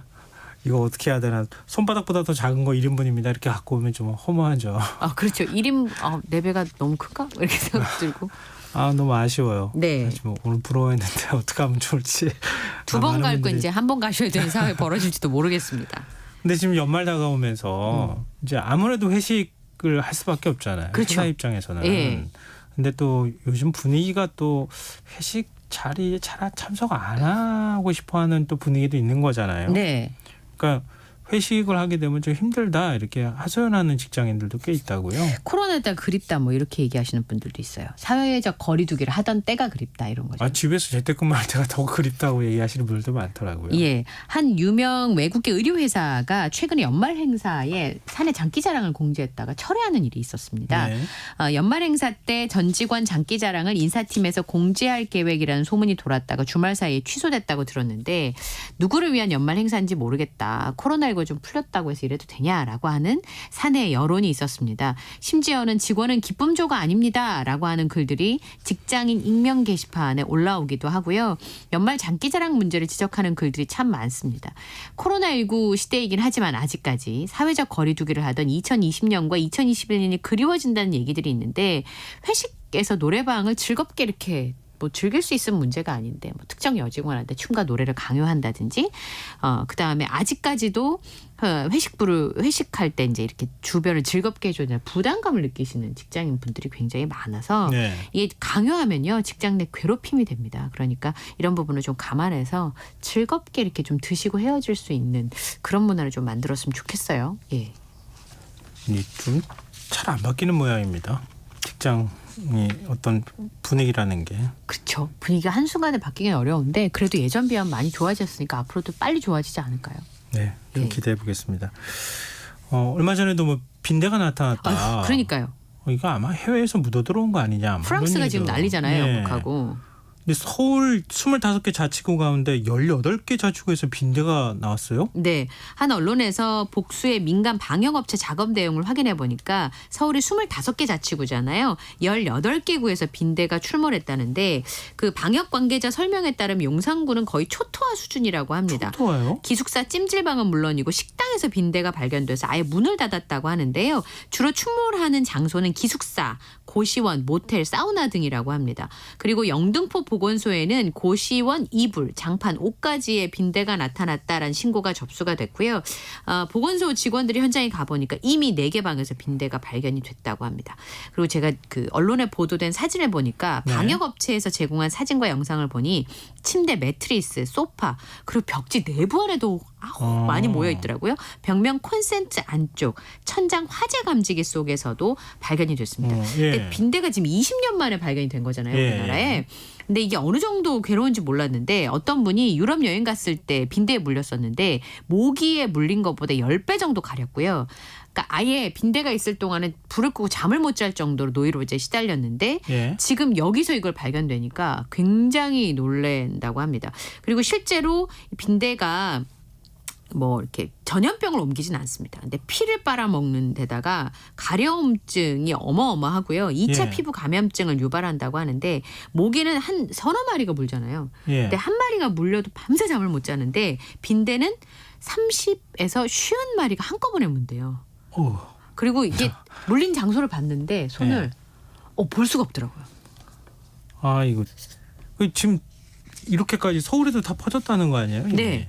그래서 지금 뭐 대구 계명대 기숙사, 인천 서구 사우나 그리고 서울 곳곳에 출몰했다는 소식이 알려지니까 지하철 서서 가시는 분들도 있대요. 그러니까 지하철 좌석이 천으로 돼 있잖아요. 혹시 그런데 그런 데들이 좀 있죠. 예, 요즘엔 많이 기생할까 바뀌긴 봐. 했지만. 네. 그래서 혹시 바깥에서 빈대에 옮겨왔을까 봐 바깥에서 들어오자마자 빨래를 하시는 분들도 있고요. 천재석 앓기 싫어서 영화 예매 취소했다는 분들도 되게 많은데요. 실제로 빈대는 사실 전염병을 옮기지 않기 때문에 국가에서 관리를 하지 않습니다. 그러니까 개인적으로 관리를 해야 되고 방역업체 얘기 들어보니까 이게 혼자서 어떻게 해결이 안 된다고 하네요. 보통 뭐 집에서 뭐 약 조금 뿌려가지고 해결될지가 안 돼요. 그래서 방역업체도 1차 하고 9일하고 10일 사이에 또 알을 부화한대요. 그럼 2차는 기본이고 심하면 3차까지 해결을 한다 그러고요. 예. 이 빈대가 밥 안 먹고 120일을 생활할 수 있대요. 생존력이 어마어마한 데다가 한 번 알 낳으면 200개, 한 10개에서 15개 알 낳고 평생 동안 200개에서 250개의 알을 산란한다고 합니다. 네. 그리고 이제 한 20도 이상, 그 실내 온도잖아요. 네. 그 정도만 되면 먹을 게 없어도 120일 기생을 하니까 쉽지 않을 것 같아요. 근데 다중이용 시설에서는 정말 주의를 좀 해야겠어요. 해외에서 많은 묻어 들어온 게 사람들이. 대부분 개체이기 때문에 해외여행을 요즘 많이 가시잖아요. 지금 이제 여러 사람들이 생활하거나 아주 예. 비좁은 공간에 그렇죠. 거주 공간일 경우에 네. 그런 경우에 이제 빈대가 많이 산다는 거 아니에요? 네, 그렇습니다. 그런 데들은 위생 관리 좀 철저히 해야 될 것 같습니다. 예. 마지막으로 날씨 소식도 좀 살펴볼까요? 네. 내일은 11월의 첫날인데요. 비 예보가 있습니다. 자정 이후에 경기 북부와 강원 영서 북부 지역을 시작으로 해서 비가 시작이 되겠고요. 아침 출근길에도 비가 좀 뿌리겠습니다. 비의 양은 많지 않은데요. 5 내지 30mm 안팎으로 많지는 않겠습니다. 저녁 때 되면 그칠 것으로 보이는데 지난주에도 우박 소식이 있었는데 네. 경기 북부와 강원 북부를 중심으로 대기가 불안정해지면서 우박이 떨어질 가능성도 있고요. 미세먼지 예보도 있습니다. 고농도 수준은 아니지만 오늘 쌓여있는 먼지 때문에 내일 수도권 지방의 하루 평균 농도가 나쁨 수준까지 오르겠습니다. 중부지방은 흐리고요. 남부지방은 맑겠습니다. 아침 출근길은 서울이 서울이 아침 최저 기온이 15도, 강릉이 17도, 대전이 13도 등으로 오늘보다 높겠고요. 남부지방은 25도 안팎까지 낮에는 오르겠습니다. 이게 좀 날씨가 굳은 날씨, 지금 한창 좋아야 될 날씨인데 비가 내리고 막 이런다니까요. 근데 내일은 비가 내리는 거 좀 예정을 하고 움직이셔야 될 것 같아요. 예. 우산을 좀 갖고 나오셔야 된다거나. 예. 그리고 목도리나 이런 것도 좀 보온 대책도 좀 세우셔야 될 것 같고요. 예. 강원도에 바람도 많이 불어서 강풍주의보도 내려질 거라고 합니다. 네, 참고하시면 좋을 것 같습니다. 오늘 밤참수 여기까지 하겠습니다. 지금까지 이영경 뉴스캐스터와 함께했습니다. 고맙습니다. 감사합니다.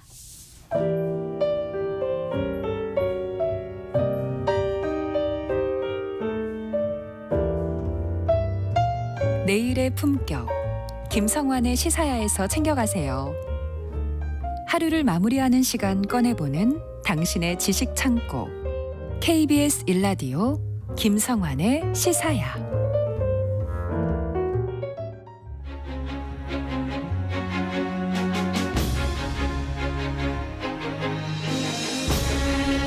얼마 전 부여 가림성에서 백제와 통일신라 시대의 배수로와 우물이 확인됐다는 발굴 결과가 발표됐습니다.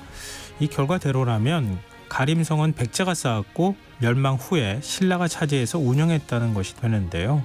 헌적 역사, 오늘은 백제의 멸망 스토리와 함께 백제의 고토에서 신라와 당나라 그리고 당나라가 세운 일종의 괴뢰 정권인 웅진 도덕부 사이에서 벌어진 굴욕적인 충성서약식 취리산 회맹을 통해 비정한 외교전의 진상까지 살펴보도록 하겠습니다.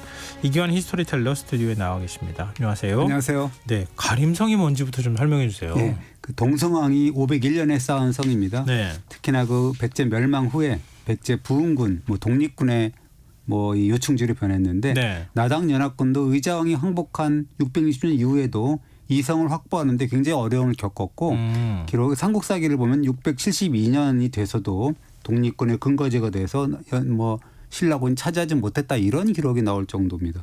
근데 그렇게 애를 먹긴 했지만 결국은 신라가 차지해서 운영했다 이렇게 되는 건가요? 그렇습니다. 요즘에는 그 발굴도 좀 벌어지고 있지만 예. 그 가림성 남문터에 있는 수령 440년 정도 된 느티나무 굉장히 유명해요. 그 아시는지는 모르겠지만 가림성 사랑나무라고 하는 건데요. 네. 저도 한번 올라가 봤는데 나뭇가지가 이렇게 늘어서 있는 모양이 반쪽짜리 하트 모양으로 이렇게 돼 있거든요. 근데 그거 보면은 저걸 어떻게 보면 별거 아니야 이렇게 하는데 이게 SNS를 보면은 그걸 합성을 이렇게 하더라고요. 젊은 사람들이 MZ세대가 그렇게 하는 건데요. 네. 합성하게 되면 지금 찾아보시면 엄청나게 절묘한데 완전히 이거 하트 모양으로 만들어 찍습니다. 그래서 굉장히 예쁜 그림이 나오거든요. 그래서 요즘에는 역사적인 배경이니 의미 이런 것보다는 사진 찍기 좋고 분위기 좋은 카페가 있고 이런 거 있잖아요. 네. 그런 게 있는 그런 핫플레이스로 인기가 있는데요. 그 가림성 사랑나무 한번 찾아보시기 바랍니다. SNS 가서 보면 어떤 그럼요. 곳인지 가림성이라는 곳이 어떤 곳인지는 좀 대략 아실 수는 있을 그렇습니다. 것 같네요. 근데 취리산 회맹 네. 이거 처음 들어보시는 분 많을 것 같아요. 좀 굴욕적인 역사여서 아마 거의 가르쳐주지 않은 것 같은데요.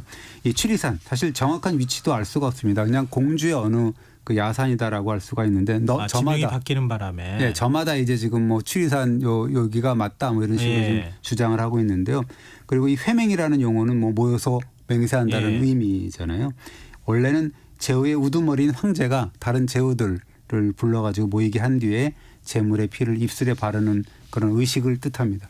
조선 시대에도 있었다고 예전에 소개해 주셨던 것 같은데. 충성서약 같은 그런 느낌이죠. 그런 의식이더라고요. 그 영화 속에도 그런 비슷한 장면이 나오더라고요. 그게 아마 그런 식으로 나오겠죠. 근데 취리산 회맹에서도 보면 그 당나라, 신라, 백제 3자가 모여서 흰말을 잡아서 천지신명에게 제사를 지낸 다음에 그 피를 마시고, 근데 당나라 유인계라는 사람이 작성한 조약문을 읽고 그런 다음에 주체자인 당나라 측에서 철판에 황금 글씨로 조약문을 새겨가지고 그 각 나라, 그 신라, 백제 종묘에 대대로 보관하도록 하고 그 제물인 그 말의 피를 마시게 한 다음에 희생동물인 말과 예물은 또 묻도록 하고, 그리고 회맹 후에는 신라와 백제 사신은 물론이거니와 탐나와 외의 사신까지도 대동하고 중국 본토로 또 건너갑니다. 그래서 태산에서 제사를 지내는데요.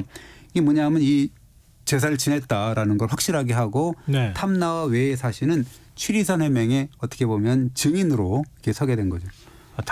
당나라가 좀 도와준 건 맞지만 그렇죠. 이렇게까지 도와줬다는 이유를 해야 되나 이런 생각이 갑자기 역사적인 어떤 자존심이 좀 상하기도 하는데요. 당나라가 작성했던 조약문에는 어떤 내용이 들어 있었습니까? 그러니까 첫 번째는 신라를 괴롭힌 백제를 당나라 황제가 평정했다라는 걸 강조하고, 그런데 당나라군이 귀국하니까 남은 백제의 무리가 반란을 일으켰다, 부흥군을 얘기하는 거죠.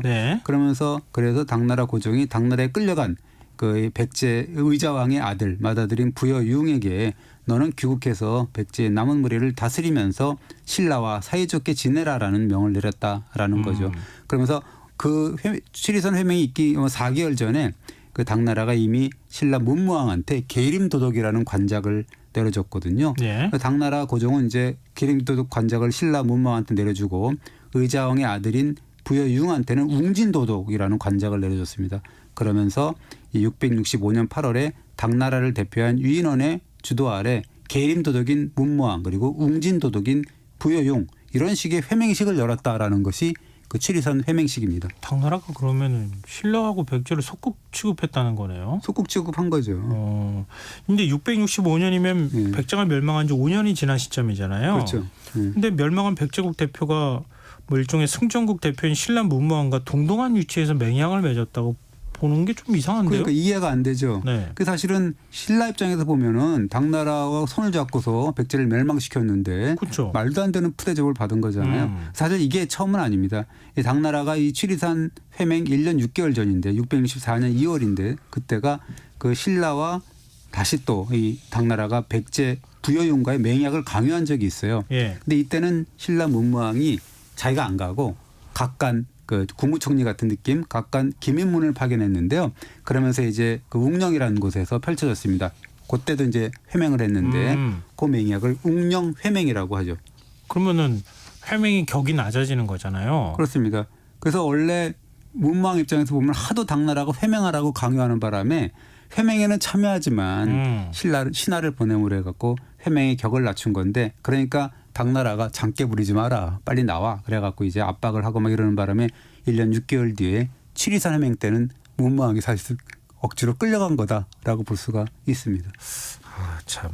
이 당나라는 왜 이런 해맹식을 굳이 이렇게 열려고 했던 겁니까? 그러니까 역사적인 배경이 있는 게 나당연합군이 결성된 것은 그 648년입니다. 네. 이때는 그 백제의 의자왕이 공세가 너무 심해가지고 신라의 경우는 거의 뭐 이 존망의 위기까지 이렇게 몰려 있는 상황이었는데 위기에 빠지게 되니까 신라가 김춘추 즉 훗날에 태종 무해랑이 되는 그 김춘추를 당나라에게 급파해서 도와달라고 하면서 연합을 제의하죠. 이때 당나라 태종이었는데 그때는 흔쾌히 수락하면서 밀약을 맺습니다. 당나라하고 네. 신라가. 네. 어떻게 밀약을 맺냐면 나당연합군이 고구려와 백제를 평정하게 되면 평양 이남의 백제 땅은 신라 너가 가져라. 당나라는 고구려 땅을 차지하겠다라고 이제 밀약을 맺게 되는데 그걸 뭐 백제는 모르는 거죠. 아니 이게 뭐 가스라테프트 밀약도 아니고 맞아요. 서로 나눠 갖자는 얘기 아니에요. 그렇습니다. 그러니까 이렇게 이제 밀약을 맺었는데 당시에는 신라가 백제한테 워낙 괴롭힘을 많이 당하고 있었기 때문에 네. 이 신라의 입장에서는 당나라의 은혜에 감옥할 수밖에 없었습니다. 그래서 650년에 진덕 여왕이 그 여왕이 직접 짠 비단에 당나라 황제를 위한 태평성을 새겨 넣었는데요. 이때 그 진덕 여왕이 지은 태평성은 정말 당나라를 향한 아첨, 충성 맹세로 가득 차 있었는데 이런 내용이에요. 대당 높은 황제의 포부가 빛나도다. 명을 어기는 자 외방 오랑캐여 칼날에 엎어져서 천벌을 받으리라. 사망 오지의 덕을 이루니 이 길이 빛나리 우리 당나라 이런 식으로 썼습니다. 이렇게 진덕의 왕이 직접 짠 거 맞습니까? 뭐 그렇다고 하네요. 와, 이건 대단한 의미가 있는 거잖아요. 네, 그렇습니다. 글 보면은 아부가 너무 심했는데요. 여기서 보면 이제 외방 오랑캐라는 건 백제와 고구려를 가리키는 건데 어떻게 보면 엄청난 충성 맹세였는데 그렇죠. 이때 그 진덕 여왕의 태평시를 전하러 당나라에 파견된 사람이 훗날 문무왕이 되는 김범민인데요. 이 당 고종은 이렇게 보내온 그런 태평시를 보고 너무나 흡족한 표정으로 태평시를 바친 김범민에게 벼슬까지 하사를 하고 그렇습니다. 신라로서는 정말 불구대천의 원수인 그 백제만 칠수만 있다면 간이라도 빼줄 그런 준비가 돼 있었다라고 볼 수가 있습니다. 근데 이렇게 약속을 했으면 백제가 멸망한 후에 백제 고토를 신라에 그냥 넘겨주면 되잖아요. 그러나 처음부터 당나라의 속셈은 달랐죠. 백제 땅을 신라에 내줄 마음이 처음부터 없었어요. 오히려 이 당나라 같은 경우는 백제를 멸한 이후에 내친 김에 신라까지 집어삼기로 했는데 그 징후가 벌써 660년 7월 9일 그 유명한 황산벌 전투 있잖아요. 그 신라의 김유신, 김문영 장군이 백제 계백과의 전투를 벌이고 급하게 이제 당나라 군영에 합류를 했어요. 그런데 그때부터 이미 두 나라의 갈등이 감지되고 있었는데 당나라 소정방은 지금 허겁저겁 황산벌 전투 끝내고 오는 그런 그 신라 장수들한테 왜 이렇게 늦게 왔냐라고 하면서 불가처를 내면서 늦게 도착했다라는 이유로 그 차마 김유신은 못 하고 그 김문영이라는 장수의 목을 베려고 막 그랬습니다. 일종의 군기를 잡은 거네요. 그렇습니다. 이때 신라 김신 장군도 석 죽을 수 없다라는 생각을 해서 강하게 나갔는데요. 이거 도대체 말도 안 되는 소리다. 내가 저 무례한 당나라하고 먼저 싸운 다음에 백제와 맞서 싸우겠다라고 앙앙블락을 하는데 그 삼국사기 기록을 보면 김유신이 도끼를 들고 서슬퍼렇게 군문에 서니까 머리털이 바짝 섰다라고 하고 차고 있던 칼이 막 허리춤 칼쯤에서 절로 튀어났다. 그 정도로 앙앙블락했다라는 거죠. 그러니까 김유신의 서술에 놀란 그런 당나라 진영이 찔끔해가지고 지금 심상치 않습니다. 신라군이 지금 변란을 일으킬 것 같습니다라고 이제 보고가 올라오니까 여기 이제 약호가 기가 죽은 그런 그 소정방이 김문영 장군을 장소를 풀어줬다라고 합니다. 참. 근데 신라도 당나라가 이런 속셈을 가지고 있다는 건 몰랐을까요? 알았죠. 그래서 이 백제를 그렇게 멸망시키고 당나라의 속셈을 노골화되니까 신라를 이제 공격할 계획을 세웠는데 신라 진영에서도 이미 이제 간파를 했죠. 그래서 그것들이 우리까지 꼴깍 삼키려고 하는구나. 그렇죠. 이게 이미 알았던 것 같아요. 그랬던 것 같은데 문무왕 같은 경우는 지금으로 치면 국가안전보장회의를 열어요. 그러면서 대책을 수기를 하는데 김유신 장군 같은 사람이 뭐라 그러냐면 개는 주인을 두려워하지만 주인이 개의 다리를 물면 무는 법이다. 개는 신라를 얘기를 하고 이제 주인은 당나라를 얘기하는데 우리가 지금 이 주인이 지금 나를 밟았으니까 지금 물어야 된다 우리도 이렇게 얘기를 하고 어떤 사람은 우리 신라군에게 백제군의 군복을 입히고 당나라를 공격하는 방법도 있다. 그러면 당나라도 모를 거 아니야. 뭐 이런 식으로 여러 가지 우리는 모르는 일이야. 그다음에 백제군을 옷 입고 가가지고 신라를 막 공격하는 거예요. 그렇습니다. 당나라를 공격하는 거죠. 백제군. 그렇지. 당나라를 막 공격하는 거죠. 근데 신라 진영에서도 뭐 강경책이 막 쏟아진 거네요. 이런 그 강경무들을 파악을 하니까 당나라 소정방도 화들짝 놀라서 신라 침공 계획을 이제 포기를 하고 돌아가는데 이때 그 백제 의자왕도 끌고 가고 태자인 부여융도 끌고 가고 신료가 한 100명 가까이 끌고 가고 백제 군사 2만 명을 압송을 하는 거거든요. 2만 명요? 예, 그렇습니다. 그러면서 이 백제 땅은 유인계라는 거 당나라군 군사에게 맡겨가지고 장수에게 맡겨가지고 다스리도록 하고. 그러니까 당나라 그때 황제 고종이 귀국한 소정방에게 야, 너 지금 내친 김에 신라 정복하라 그랬는데 뭐하러 그냥 돌아온 거야? 그 이유가 뭐야? 그러니까 소정방이 뭐라 그러냐면 신라는 임금이 어질고 백성을 사랑하고 신하는 충성으로 나라를 섬기고 아랫사람은 윗사람을 아버지나 형 섬기듯이 한다. 비록 신라라는 나라는 작지만 쉽게 도모할 수는 없는 나라입니다라고 이제 보고를 합니다. 우리가 덜컥 잡아먹으려고 그러면 이 다 빠질 수 있어요. 잘못하면 얘기한 건데 신라가 조금이라도 허점을 보였다면 큰일 날 뻔했던 거네요. 그렇습니다. 이 당나라 같은 경우는 처음부터 백제 땅을 신라에 준다는 따위의 미략 이런 건 지킬 생각이 아예 없었던 거죠. 오히려 백제 땅을 평정한 다음에 내친 김에 신라마저 차지한 다음에 고구려마저 삼킨다. 그래야지 앞뒤로 고구려를 앞뒤로 이렇게 칠 수가 있다. 안심하고 뭐 그런 생각이었으니까요. 그러니까 임진왜란이 이제 임진왜란 때도 사실은 좀 중국에서 당시에는 이제 나라가 다르긴 했었지만 왔다가 미정 하다 7년 끈 거잖아요. 근데 이것도 사실은 속셈을 가지고 와가지고 이렇게 할까 저렇게 할까 이러다가 사실은 지금 시간을 많이 끈 처음부터 거네요. 이제 요 경우는 처음부터 이제 도와줄 생각이 없고 어쨌든 고구려를 차지해야 되기 때문에 뒤 배우부터 이렇게 백제를 고구려를 쳐야 되니까 신라부터 이렇게 잡아야지 된다 뭐 이런 의미죠. 근데 어찌됐든 당나라 야심은 뭐 시작부터 암초에 부딪힌 거네요. 그렇습니다. 이 당나라의 최종 목표는 이제 고구려 정벌이었으니까 이 당나라가 백제를 멸망시킨 다음에는 고구려 정벌에 나서는데 신라군한테는 너희는 평양성까지 군량미를 대줘 이런 식의 어떤 이야기를 하고 그러나 고구려가 뭐 녹록한 상대는 아니잖아요. 그렇죠. 그 이후에 계속 이 고구려한테 집니다 당나라가. 그래서 662년 그 2월에 벌어진 청천강 전투에서 패하고 그래서 이후 3, 4년 동안에 고구려를 넘보지를 못해요. 그러면서 소강 상태가 일어나니까 당나라로서는 백제 땅에 이제 그 전력을 하게 되는 거죠. 그거 안정시켜야 된다라는 거죠. 그러니까 고구려 친나라들은 다 망했다 그런 얘기 하잖아요. 네, 그렇습니다. 수나라도 똑같았고요. 근데 백제 땅에서도 부흥운동이 거세게 일어났다 이렇게 배운 기억이 나는데요. 그렇습니다. 이 기세 상상도 할 수 없을 정도로 초월했는데요. 이 백제 같은 경우는 무왕의 조카인 복신이라는 사람이 승려 도침을 데리고 주류성이라는 데를 거점으로 해서 부흥운동을 일으켰는데 이 부흥군이 의자왕의 아들이면서 외국에 인질로 잡혀있던 부여풍이라는 사람을 임금으로 추대를 했습니다. 그러면서 열흘도 되지 않아서 3만 명의 부흥군이 모이고 삽시간에 200여 개의 성이 호응을 했다라는 거고 이 사비성에 주둔했던 나당연합군이 부흥군의 공격에 의해서 고립되고 뭐 이런 식으로 곤욕을 치르고 막 그랬죠.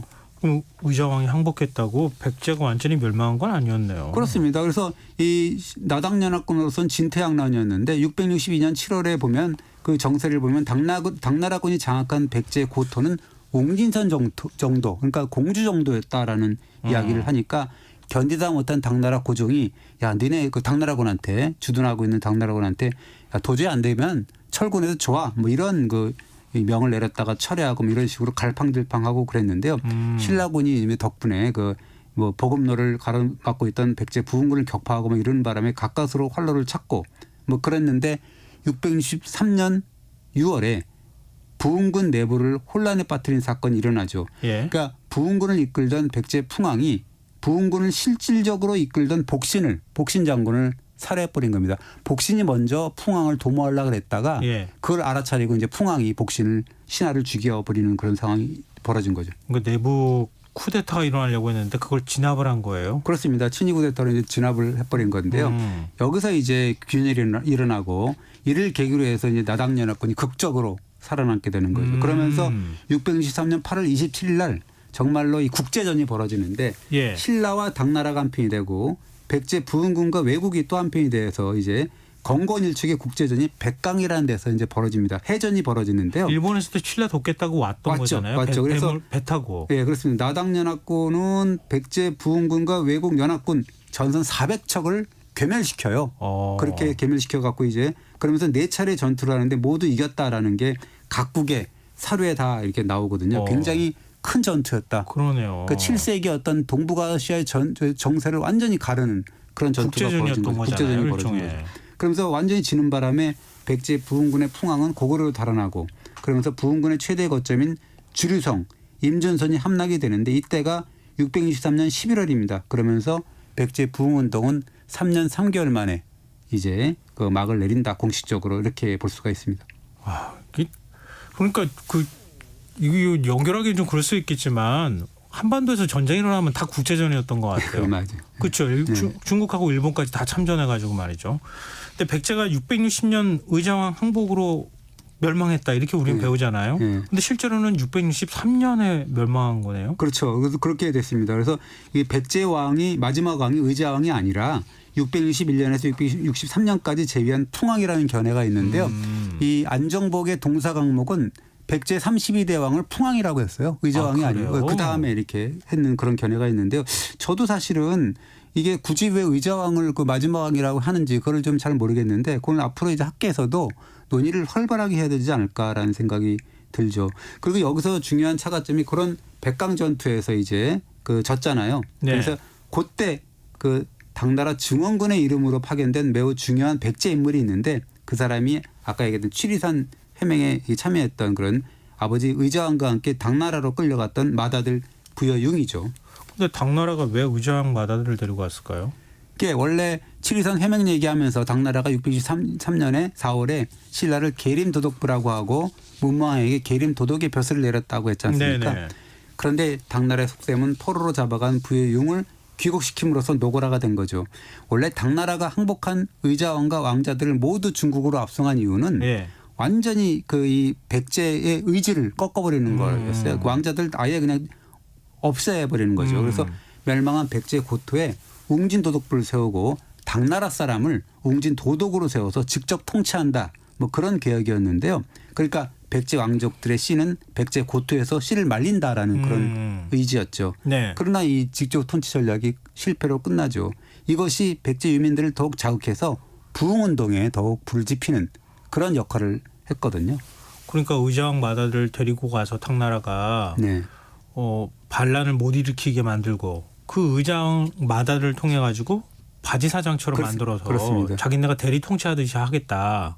그렇습니다. 그리고 신라왕한테는 계림도독, 부여유흥한테는 웅진도독제를 주어서 간접 지배의 형태를 갖추도록 한 거다라는 건데 이것은 결국 뭐냐면 당나라가 당초의 밀약대로 백제의 옛 땅을 신라에 내줄 생각이 전혀 없다라는 것을 공포한 거나 마찬가지죠. 그러면서 이제 당나라가 일종의 괴뢰 정권인 부여융의 웅진도독부를 신라와 동격으로 치부하면서 취리산 회맹을 강요한 거다. 그것이 배경이다라고 볼 수가 있습니다. 충성해. 그렇게 한 거네요. 네. 신라 문망은 좀 화가 났겠는데요. 그러니까 이 괴뢰 정권의 수장이었던 부여융도 문무왕하고 1대1로 지금 맺긴 했지만 문무왕의 서슬이 너무 펄했던 거예요. 네. 무서웠던 거예요. 그래서 금방 뭐 당나라로 돌아갔다라는 구당서의 기록이 있습니다. 신라가 느끼는 배신감이 굉장히 컸겠어요. 그렇습니다. 백제를 평정했다는 기쁨 아주 뭐 잠깐이었죠. 그러면서 이 신라가 또 어떤 명을 아까 받았다 그랬냐면 후방에 보급품이나 대조라 이런 또 명을 받았지 않습니까? 그래서 이 661년 겨울 이럴 때도 보면은 김유신 장군이 66살의 노구를 이끌고 막 이렇게 그 굴량미를 대주로 평양까지 갔는데 굴량미만 받아먹고 그냥 철군을 해버리는 거예요. 아 그래요? 그러니까 신라군으로서는 완전히 그냥 그 낙동강 오리알이 돼가지고 고구려군은 막 쫓아올 거 아닙니까? 그렇죠. 아무런 뭐 그게 없으니까. 그러면서 이게 엄청난 곤욕을 치르고 뭐 이랬다라는 그런 이야기가 있습니다. 그러면 신라 입장에서 당나라군을 위한 보급품 운송하고 그냥 끝나버린 거 아니에요? 그렇습니다. 그래서 나중에 문망이 뭐냐면 그렇게 비난을 해줘 당나라를. 신라 백성은 풀뿌리도 먹지 못했는데 당나라군은 양식이 남아 돌았다. 신라는 계절마다 당나라 군사에 옷을 만들어 주었고 1만 명의 당나라군이 4년 동안 신라의 것을 먹고 입었다. 그래서 당나라군의 가죽과 뼈는 비록 중국 사람이지만 그 당나라군의 피와 살은 신라가 길러준 것이다라고 당나라를 신랄하게 비판을 했죠. 우리가 신라가 통일하지 않았으면은 통일 신라 시대라고 우리가 이름도 못 붙였겠다는 생각이 드는데요. 그렇습니다. 결국 당나라 쫓아낸 거잖아요. 그렇습니다. 그래서 결국은 그 이 신라군의 강력한 반격에 부딪히죠. 그러니까 어떻게 보면 당나라군으로서는 쉽게 봤지만 신라가 이렇게 또 녹록한 나라는 아니었다라고 해서 결국은 675년 9월에 매수성 전투에서 군마 3만 여피를 획득하는 대첩을 거두니까 당나라군이 이제 이게 한반도 경영의 야욕을 완전히 버리고 군대를 철수해가지고 결국 이제 삼국 통일이 끝나는 거죠. 참 추리산뱅 처음 들어봤는데 이런 또 파란만장한 스토리가 있는지 몰랐어요. 그렇습니다. 이 백제로서는 또 독립운동이 치열했던 것 같아요. 그래서 672년까지 그렇게 독립운동을 했고 뭐 되게 추리산 회맹이 굉장히 뭐 이 치욕이지만 신라 문무왕도 그런 역사를 뒤지면서 또 결국은 최후의 승리자가 됐지 않습니까? 그렇죠. 그런 의미가 있는 거죠. 네. 한 번 더 공부해야 될 주제가 아닐까 싶어요. 그렇습니다. 네. 자, 흔적 역사 지금까지 이규환 히스토리텔러였습니다. 고맙습니다. 감사합니다. 김성환의 시사 오늘 순서 여기서 마칩니다. 모바일 쿠폰 당첨자는 홈페이지 공지사항에서 확인하실 수 있습니다. 편안한 밤 되시고요. 전 다시 내일 찾아뵙겠습니다. 지금까지 시사평론가 김성환이었습니다. 고맙습니다.